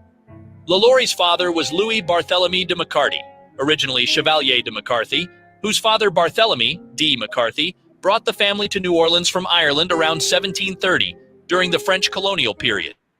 Her mother was Marie-Jeanne Larable, also known as the widow Lecomte, as her marriage to Louis B. McCarty was her second husband. Both of Delphine's parents were prominent in the town's European Creole community. Her uncle by marriage, Esteban Rodriguez Miro, was governor of the Spanish-American provinces of Louisiana and Florida during 1785 to 1791, and her cousin, Augustin de McCarty, was mayor of New Orleans from 1815 to 1820. LaLaurie married 3 times and had 5 children, whom she was said to attend to lovingly. Her first husband was a Spaniard named Don Ramon de López y Angulo, a Caballero de la Royal de Carlos, a high-ranking Spanish officer. The pair had 1 child together, a daughter, before his untimely death in Havana while en route to Madrid. 4 years after Don Ramon's death, Delphine remarried, this time to a Frenchman named Jean Blanc. Blanc was a banker, lawyer, and legislator, and was almost as affluent in the community as Delphine's family had been. Together, they had 4 children, 3 daughters, and a son. After the death of Jean Blanc, Delphine married her third and final husband, a much younger doctor named Leonard Louis Nicolas LaLaurie. In 1831, Madame LaLaurie purchased a 3-story mansion at 1140 Royal Street in the French Quarter. And as many society women did at the time, Madame LaLaurie kept slaves. Accounts of Delphine LaLaurie's treatment of her slaves between 1831 and 1834 are mixed. Harriet Martineau, writing in 1838 and recounting tales told to her by New Orleans residents during her 1836 visit, claimed that slaves of LaLaurie were observed to be singularly haggard and wretched. However, in public appearances, LaLaurie was seen to be generally polite to black people and solicitous of the health of those enslaved. On 2 occasions, she has been known to emancipate 2 of her slaves, according to court records: Jean-Louis in 1819 and de Vance in 1832. Funeral registers between 1830 and 1834 document the deaths of 12 slaves at the Royal Street Mansion, although the causes of death were not mentioned. However, public rumors about LaLaurie's mistreatment of slaves on her property had become sufficiently widespread that a local lawyer was dispatched to Royal Street to remind LaLaurie of the laws for the upkeep of slaves. During this visit, the lawyer found no evidence of wrongdoing or mistreatment of slaves by LaLaurie. Although subsequent to the lawyer's visit, one of LaLaurie's neighbors had seen a 12-year-old slave girl fall to her death from the roof of the Royal Street Mansion while trying to avoid punishment from a whip-wielding LaLaurie. 2 of such reports are on record as being true. 1, that a man was so scared of punishment that he threw himself out of a 3rd-story window, choosing to die rather than be subjected to Madame LaLaurie's torture. The other report, however, concerned the 12-year-old slave girl named Leah in the year 1833. Leah, it was said, was brushing Madame LaLaurie's hair and had unintentionally pulled a little too hard, causing LaLaurie to fly into a rage. The mistress had chased the little slave girl with a whip until the girl fell off the roof of the house and died. The incident had led to an investigation of the LaLauries, in which they were found guilty of illegal cruelty, as Leah's body was discovered hidden in a well through the aid of some witnesses who had seen LaLaurie bury the girl's corpse. She was fined $300 by the authorities and forced to forfeit 9 slaves of her household. These 9 enslaved people were bought back by the LaLauries through an intermediary relative and returned to the Royal Street Mansion, where she continued to torture them until the night of the fire outbreak in the year 1834, 10th day of the month of April. Marie Delphine Lalaurie and her husband had fled by a boat, leaving the butler, who had also participated in the torture, to face the wrath of the crowd. That's hard to just burn through to start out with, but yeah, we are. It's at the end anyway.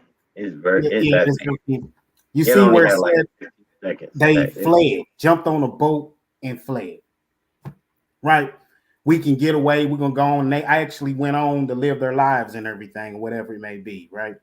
But here's the funny thing about that: ain't nowhere you can go, nowhere you can hide that the most high eyes don't see and know. You can't get away from him at all, right? I got something for you though, since you want to run and flee.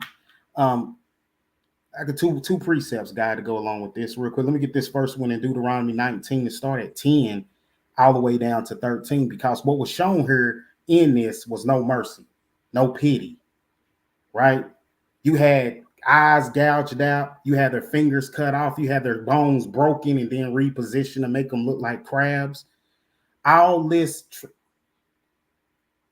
pure out hate, man. I mean, that's beyond hate for me, man. That's overkill. You know, and to not understand that these are our people.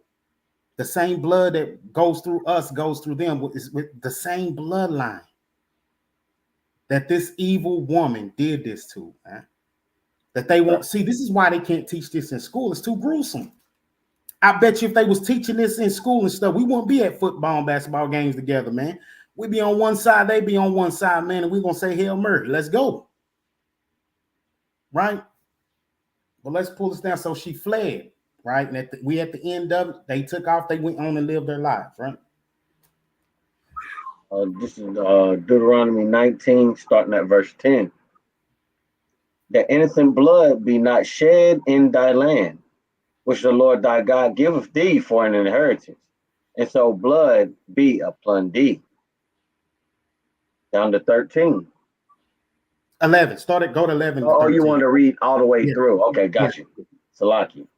But if any man hate his neighbor and lie in wait for him and rise up against him and smite him mortally that he die and flee into one of these cities.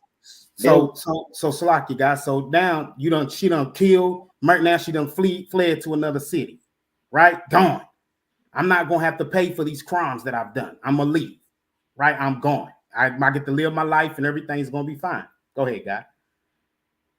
Verse 12. Then the elders of the city shall send and fetch him thence and deliver him into the hands of the avenger of blood, that he may die.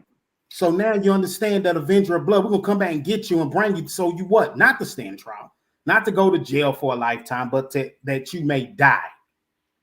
Because that's how you unpollute the land. You spill the blood that spilled the innocent blood, man. Right? Mm-hmm. And guess what? Are we going to show pity? Because you showed no pity. Or are we going to show pity? Next verse. Verse 13.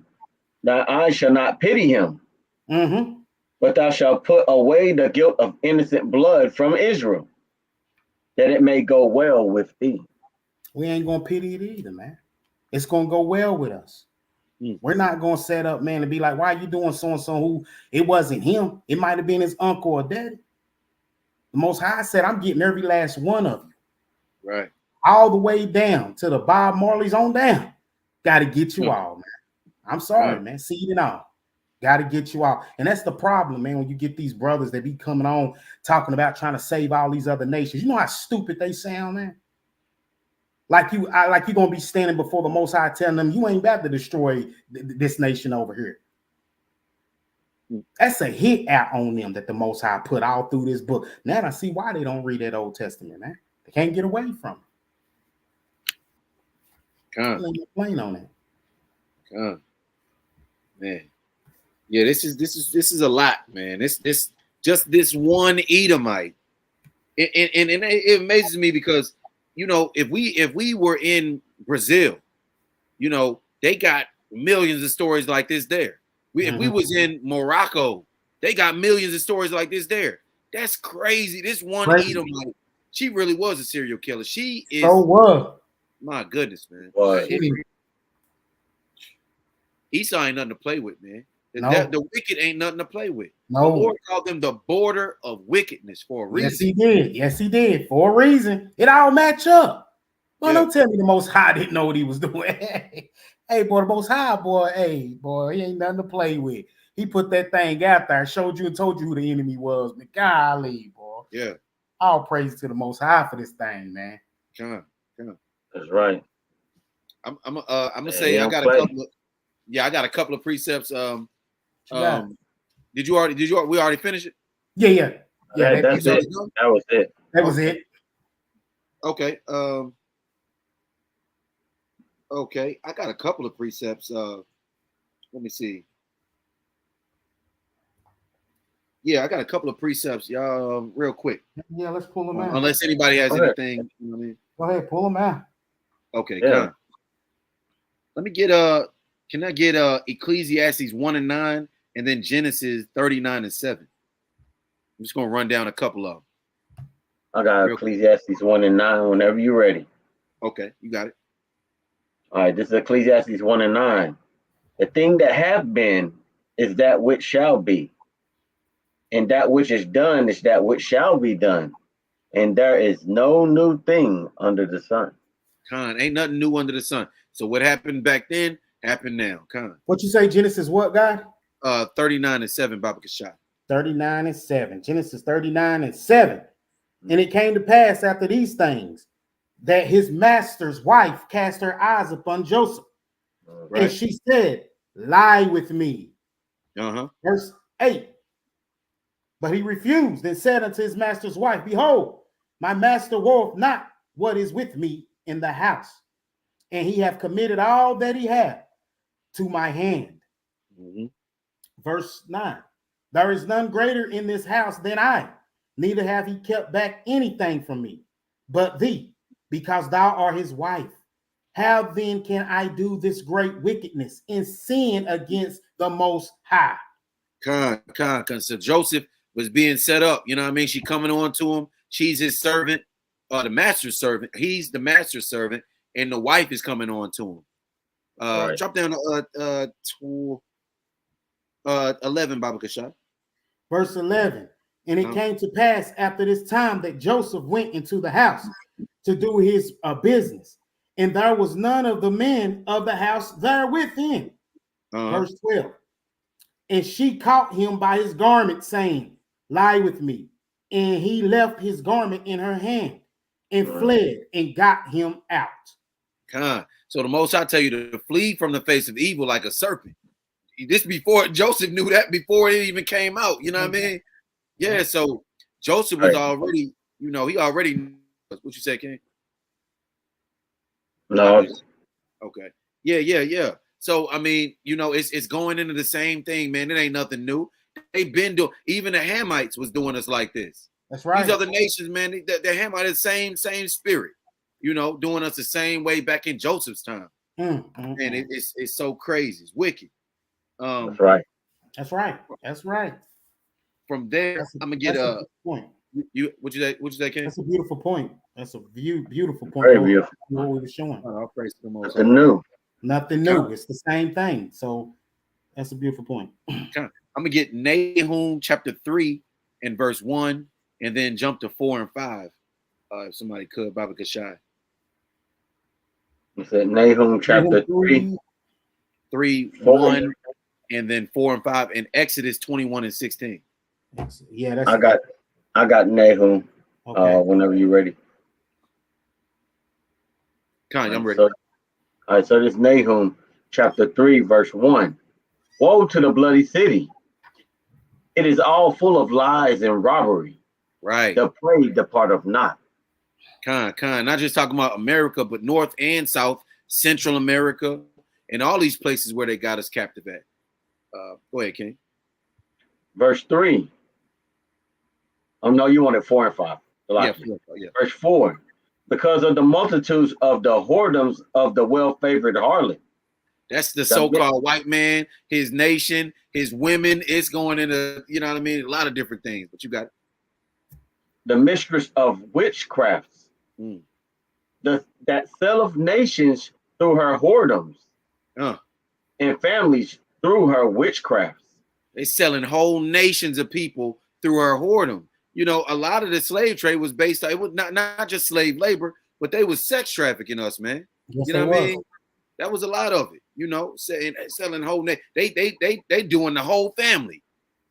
You know, you think about it, pedophilia now, they had it back then too. They was dealing with 3-year-old black kids and 2-year-olds and all that type of crazy stuff. And wasn't nobody saying nothing about it, man. You know, and no power in our hand. Right. That going back to the curses, right? Mm-hmm. You got the verse 5. Oh, my bad. You got it. Or unless you wanted to just go on that.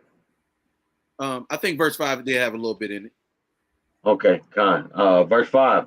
Behold, I am against thee, saith the Lord of hosts, and I will discover thy skirts upon thy face, and I will shew the nations thy nakedness, and the kingdoms thy shame. The Most High is revealing. That's how we watching it a little bit right now. But soon we ain't gonna just be watching it. We gonna be getting it. It's gonna be retribution. You know what I mean? It's gonna be the shoe gonna be on the other hand. You know. That's right. That's right. You got the Exodus. Yeah. Exodus 21:16.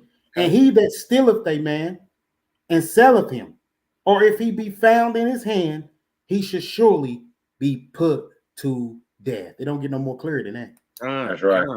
Same thing we said in Revelation 13, and you know what I mean. The Most High didn't forget. He's surely going to die. That's what Galatians. He's surely going to die. Be not deceived. Right. What it means, so he's going to reap. He's there you go. He wants to die. Yeah, Mm-hmm. You got to go. I'm gonna drop. Let me drop down here off of this another. Let me drop the 22. So let me go ahead and throw that one in there. And if a man smite his servant or his maid with a rod, and he die under his hand, he shall be surely punished. I don't see how they don't understand. You can't get around this thing, man. You can't dish out all that you done dish out, man, and then go before him and say, now forgive us, we all getting along. Come on, man. Come on. Don't work like that. It don't work that way. The Lord telling you, you're going to get it. Surely you get it. Yeah. And even in the law, we had a law where if we knock out one of our servants too for something, we gotta let them go. Yeah. Right. But they ain't had no pity. She gouging people's eyes out. Golly, experimenting on us, man. Golly. Yeah. I can see why they told. You saw where she said they left the wounds to let maggots infest it. Yes. Man. God. And then what really caught my eye, and it reminds me of things that happened today. They said, "Oh, she was nice to everybody. She and well loved in her community, and even showed love and concern to Black people around, like it's in her neighborhood." So she was pleasant to Black people. Yeah, right. But that's what they had to say about her. Let your own people tell your story. You were like, yes, you were angel. Just like when that I think it was in Australia when the boy went on a killing spree. They were like, his angelic boy goes on murder spree. I was like, angelic boy. Angelic. Hey, y'all need to call it like it is. It's crazy Edomite boy. Little boy killed everybody. Man, damn devil. They be trying to paint themselves in such a light. Like, and then they had their whole community saying, hey, oh, she was so pleasant. She was well loved among everybody. Like, of course she was. She put on a whole front for everybody to be like, hey, she wouldn't do nothing like that. And then the suspicions of the police or the firefighters, they busted upstairs and found they were throwing up at the sites that they were seeing. Yeah. Because they said the smell was horrible and people were just throwing up. Like what were you doing up there, lady? God. Right. And then she got to get away scot-free. They just wanted a couple more dollars. They took $300 from her, took the slaves, sold it to her family. She got it back. She got them back. Right. They just wanted a couple more dollars. You know what I mean? Yeah. Look, she told everybody to mind their business. Imagine how those slaves felt when they knew they were coming back to that apartment, to her place. Man, the that's why fear in the heart of men, like I would have melted. They're like, yes, you're going right back to your oh man. your master. Hey, I would have jumped off the top too. Yeah.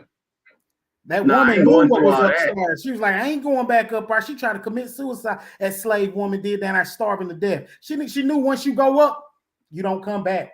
No return at all. No and return. what's so crazy how they talk about this? I learned about this story by watching American Horror Stories. That it was a true story though. Oh, it's true as that. Like and I lived down there in New Orleans. I heard about it, but I didn't know the whole story because you can go down there and that place is still there. The building's still there. I was going to say, y'all want to take a trip down there? Man, I get so emotional, man. It's still there. Like the building's still there. It's just been repurposed. That's all they did. They just repurposed it. A lot of those buildings, celebrities bought a lot of them. I think that same one. I wouldn't quote me on this one, but I think it's the same one that Nicolas Cage bought. Damn. Probably family money.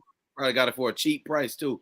Hey, they probably have certain you know how they be doing haunted little tours and stuff. It's probably one of something like that on the haunted tour. It is. It's on there. Dang. It is on the tour. Golly.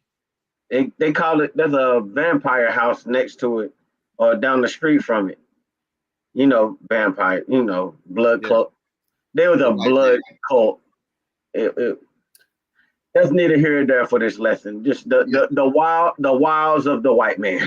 The white man, right? And white woman. We can't forget about her. We can't forget about her. Let them understand that the reason why all these things happen, man, because they never had the Most High's law, man. They don't know His law, man. Right. And this is this is one for you, Israel. We're gonna put in the chat for you, man. Watch this. I'm gonna show you something, man. We're going to say, what is this, Israel? Watch this. This is Psalms 54 and start at verse 5. It says, he shall reward evil upon my enemies. Cut them off in thou truth. What is truth? What is truth? You got it right there in the chat, Israel. You know it's a lesson. You can follow along, man. If you know the answer, put it right there in the chat for us, man. What is truth? What is truth? Because he just said, he shall reward evil upon my enemies. Cut them off in thou truth.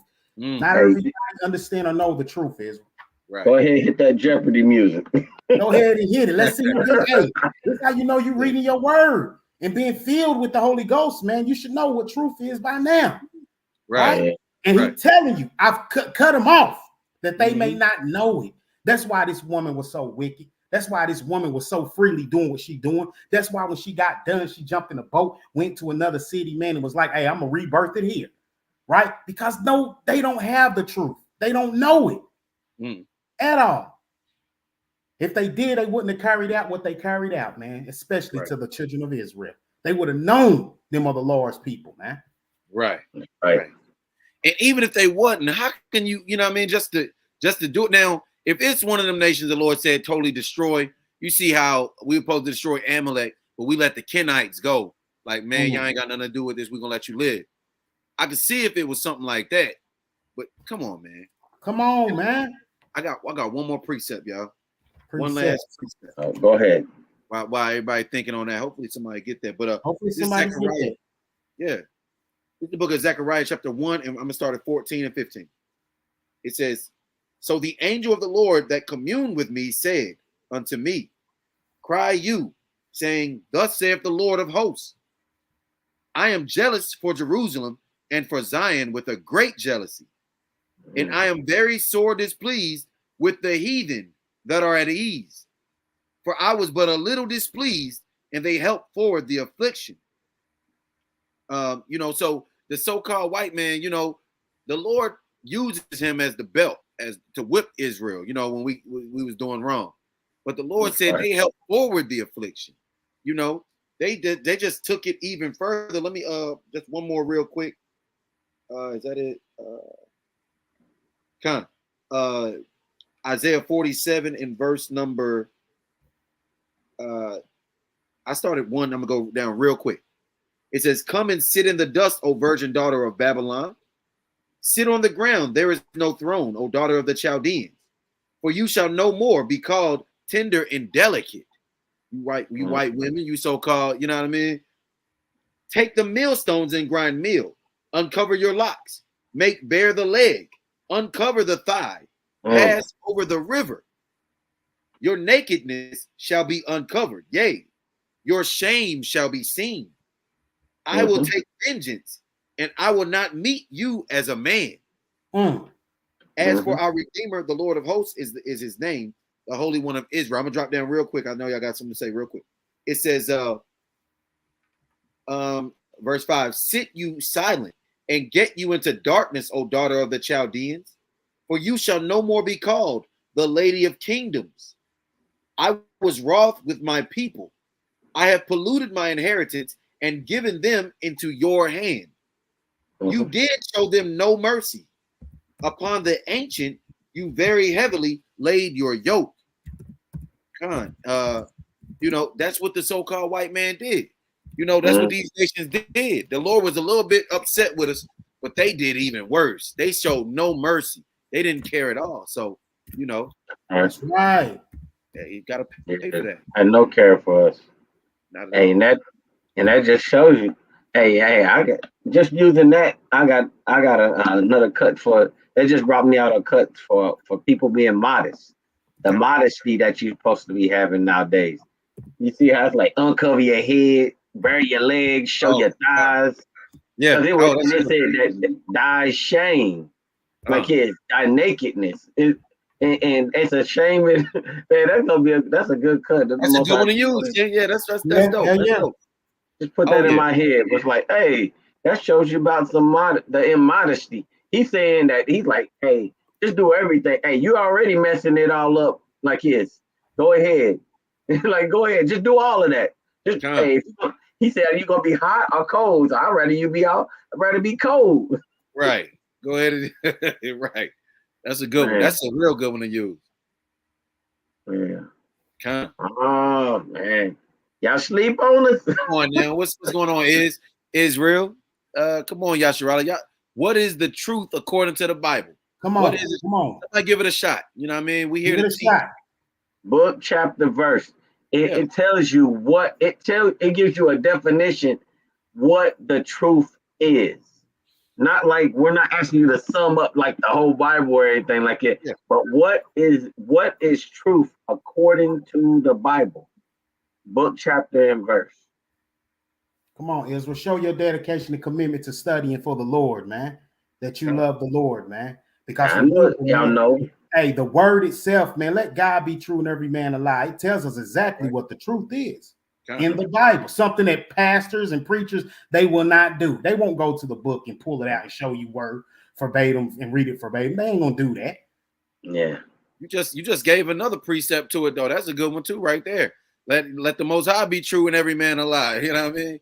Yeah. The Lord is the truth, but it's also a precept. You know, it goes into the same thing. That's a good one too. And this, like, yes, for y'all that don't have this already, hey, this is a classic scripture right here. So is. You can always go to this scripture. Like, it's when people like it, they be like this, that when they say Yahushua or they say Jesus, the truth in the light, like it's, hey, it references that.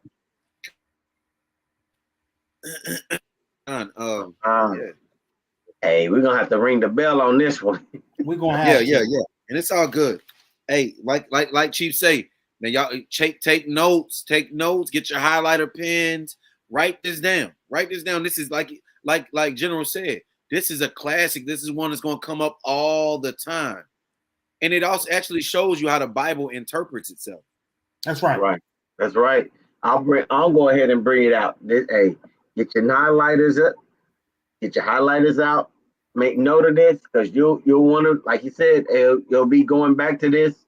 This the Bible interpreting itself. This is Psalms 119 and 142. And it reads, thy righteousness is an everlasting righteousness. And thy law is the truth. What's the truth, King? Thy law is the truth. Hey, Hey, can you go ahead and read verse 151 right along with it? Oh yeah, I usually do. I like that one. This is Psalms 119 and 151. Thou art near, O Lord, and all thy commandments are true. Y'all better get that thing. You better get that thing. Right. I'm gonna be honest. I didn't have that 151, but I got it now. You better get that. I'm gonna get I'm gonna get John 8 and 32 also to go with it. Just because you brought it up. John 8 and 32.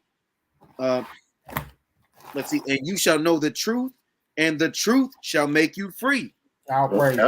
So what is that truth? The law. The law. You know the law, and the law is gonna make you free. That's right. Hey, man, I was about to take us on a precept train. They talk about that law. Look, the law of liberty. What is the law of liberty? What sets you free?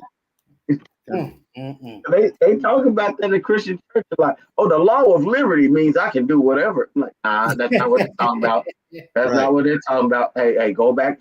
Like, it's start in Genesis and then read forward. Don't start at the end of the book. And that's a good thing, guys, when they're doing these lessons and stuff to help the people understand and learn how to precept your Bible, how to go to find the meaning and everything. Israel, it ain't just us up here. It's you too as well. You gotta learn this, man. You really got to, man. Yeah. Go ahead, guy. Sorry, Salaki, King. Salaki. I was just going to add on to what you were saying, because you're going to be tested. You might not. The Most High is the one that's good. He's the professor. We like the understudies that's just giving out the work that the Lord is saying. You know what I mean? We're gonna be tested too. But if we gonna be tested, y'all gonna be tested.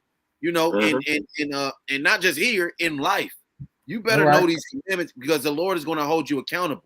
You're being taught. You're being fed. You're here. You're not here to just be looking at the camera. And you know what I mean? You're gonna be tested too. So hey, we all in this thing together. You better wake up. That's right. That's right. That's right. Yeah, that's a good point. That's a good bring out, man, for that tonight. They wasn't expecting that one tonight. That was off the blank, but that was good, man. No wonder General wanted to bring this thing out. That was a good one. That was good. I mean, if the people like it, there's a part two. Part two. Oh man, the same woman? Nah. Oh no, nah. Yeah, let's plan that part two. Yeah, we're gonna do part two because and if you look down into the description, if you are interested in looking at this video in its entirety that we were looking over, I went out. Shout out to the Black Journal. They did their studies, because I've read a little bit of that book that they were talking about, and then it goes deep into like women, like the I guess you would say the power struggle that the white woman had with the white man, and then decided to take it out on the black slave. That book, I haven't finished it, but yeah, that book goes into it. And then the next video, if this is what you like, hey, let us know. We'll do part two. Hey, but I know the brother's interested, because this is history that they don't touch. Man, this is history they don't touch. I did not know anything about that book until maybe a couple years ago, and I was like, "Dang, I didn't know." Because you don't never see that. You don't see it in the movies. You don't see the white women causing it, doing this. You see like they'll portray like the slave that fell in love with the master's wife. They'll show you that, but they won't show you the opposite, or the other way around, the brutality of it. So I thought that'd be something to educate the people with. Oh yeah. Hey man, that was a wonderful, wonderful lesson tonight, brother. All praises to the Most High for the Spirit, man. Brothers brought out some precepts out there, beautiful. Tied it all together, wrapped that package up with a bow. Hey, it's a gift to you, Israel. It's a gift. By the Spirit and grace and the power of Yahweh by Shema Mashiach Yahushua. Yeah, kind. Yeah. Oh yeah, that's definitely one to rewind and rewatch, and you know what I mean. And golly, nah, I mean, It's a lot. It's a whole lot, man. When I first saw it, man, it made my eyes water up. Yeah. I'm like, man, the brutality that we've been through as a people, not just the men, but the women, as well. We've endured a lot. Oh, yeah. And that's why it's important to come back to these law, statutes, and commandments. Get your heritage. Like America is not your heritage. No. This ain't your heritage. It's something greater waiting for you. And you just gotta fall in line with the Most High's will. And we know what His will is. That's the commandments. There you go. There you go. All praises, man. All praise to the Most High, man. All glory and honor be given to His precious Son.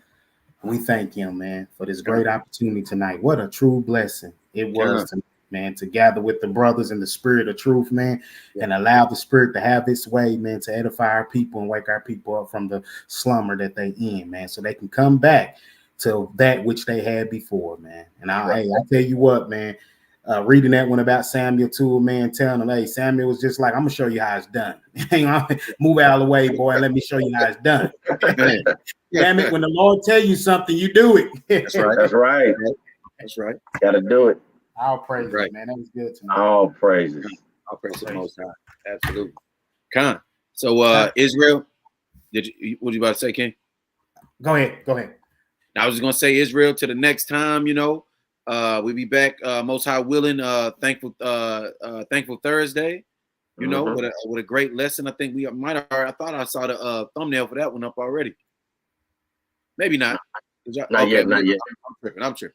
Okay, well, we're gonna have something for you, you know what I mean? Most High willing, we back, and we look forward to getting back up with our brethren. Enjoy the rest of your night. And hey, stay in them scriptures, y'all. Stay in them scriptures. Rewind this thing, get your pen and pad out, and let's get to work, That's right. Yeah. That's right. Meditate. Meditate on it. That's right. Yeah. I got Isaiah 61:3. Okay. All right. Did y'all have anything else y'all want to say before I bring that up? That's it. All right. This is Isaiah 61:3. To appoint unto them that mourn in Zion, to give unto them beauty for ashes, the oil of joy for mourning, the garment of praise for the spirit of heaviness, that they might be called trees of righteousness, right? The planting of the Lord, that He might be glorified. Oh, praises! All praises! All praises! All praise to the Most High. Yeah. Hey, shout out to everybody that was in the chat. All the new people, the new names we didn't, we wasn't familiar with.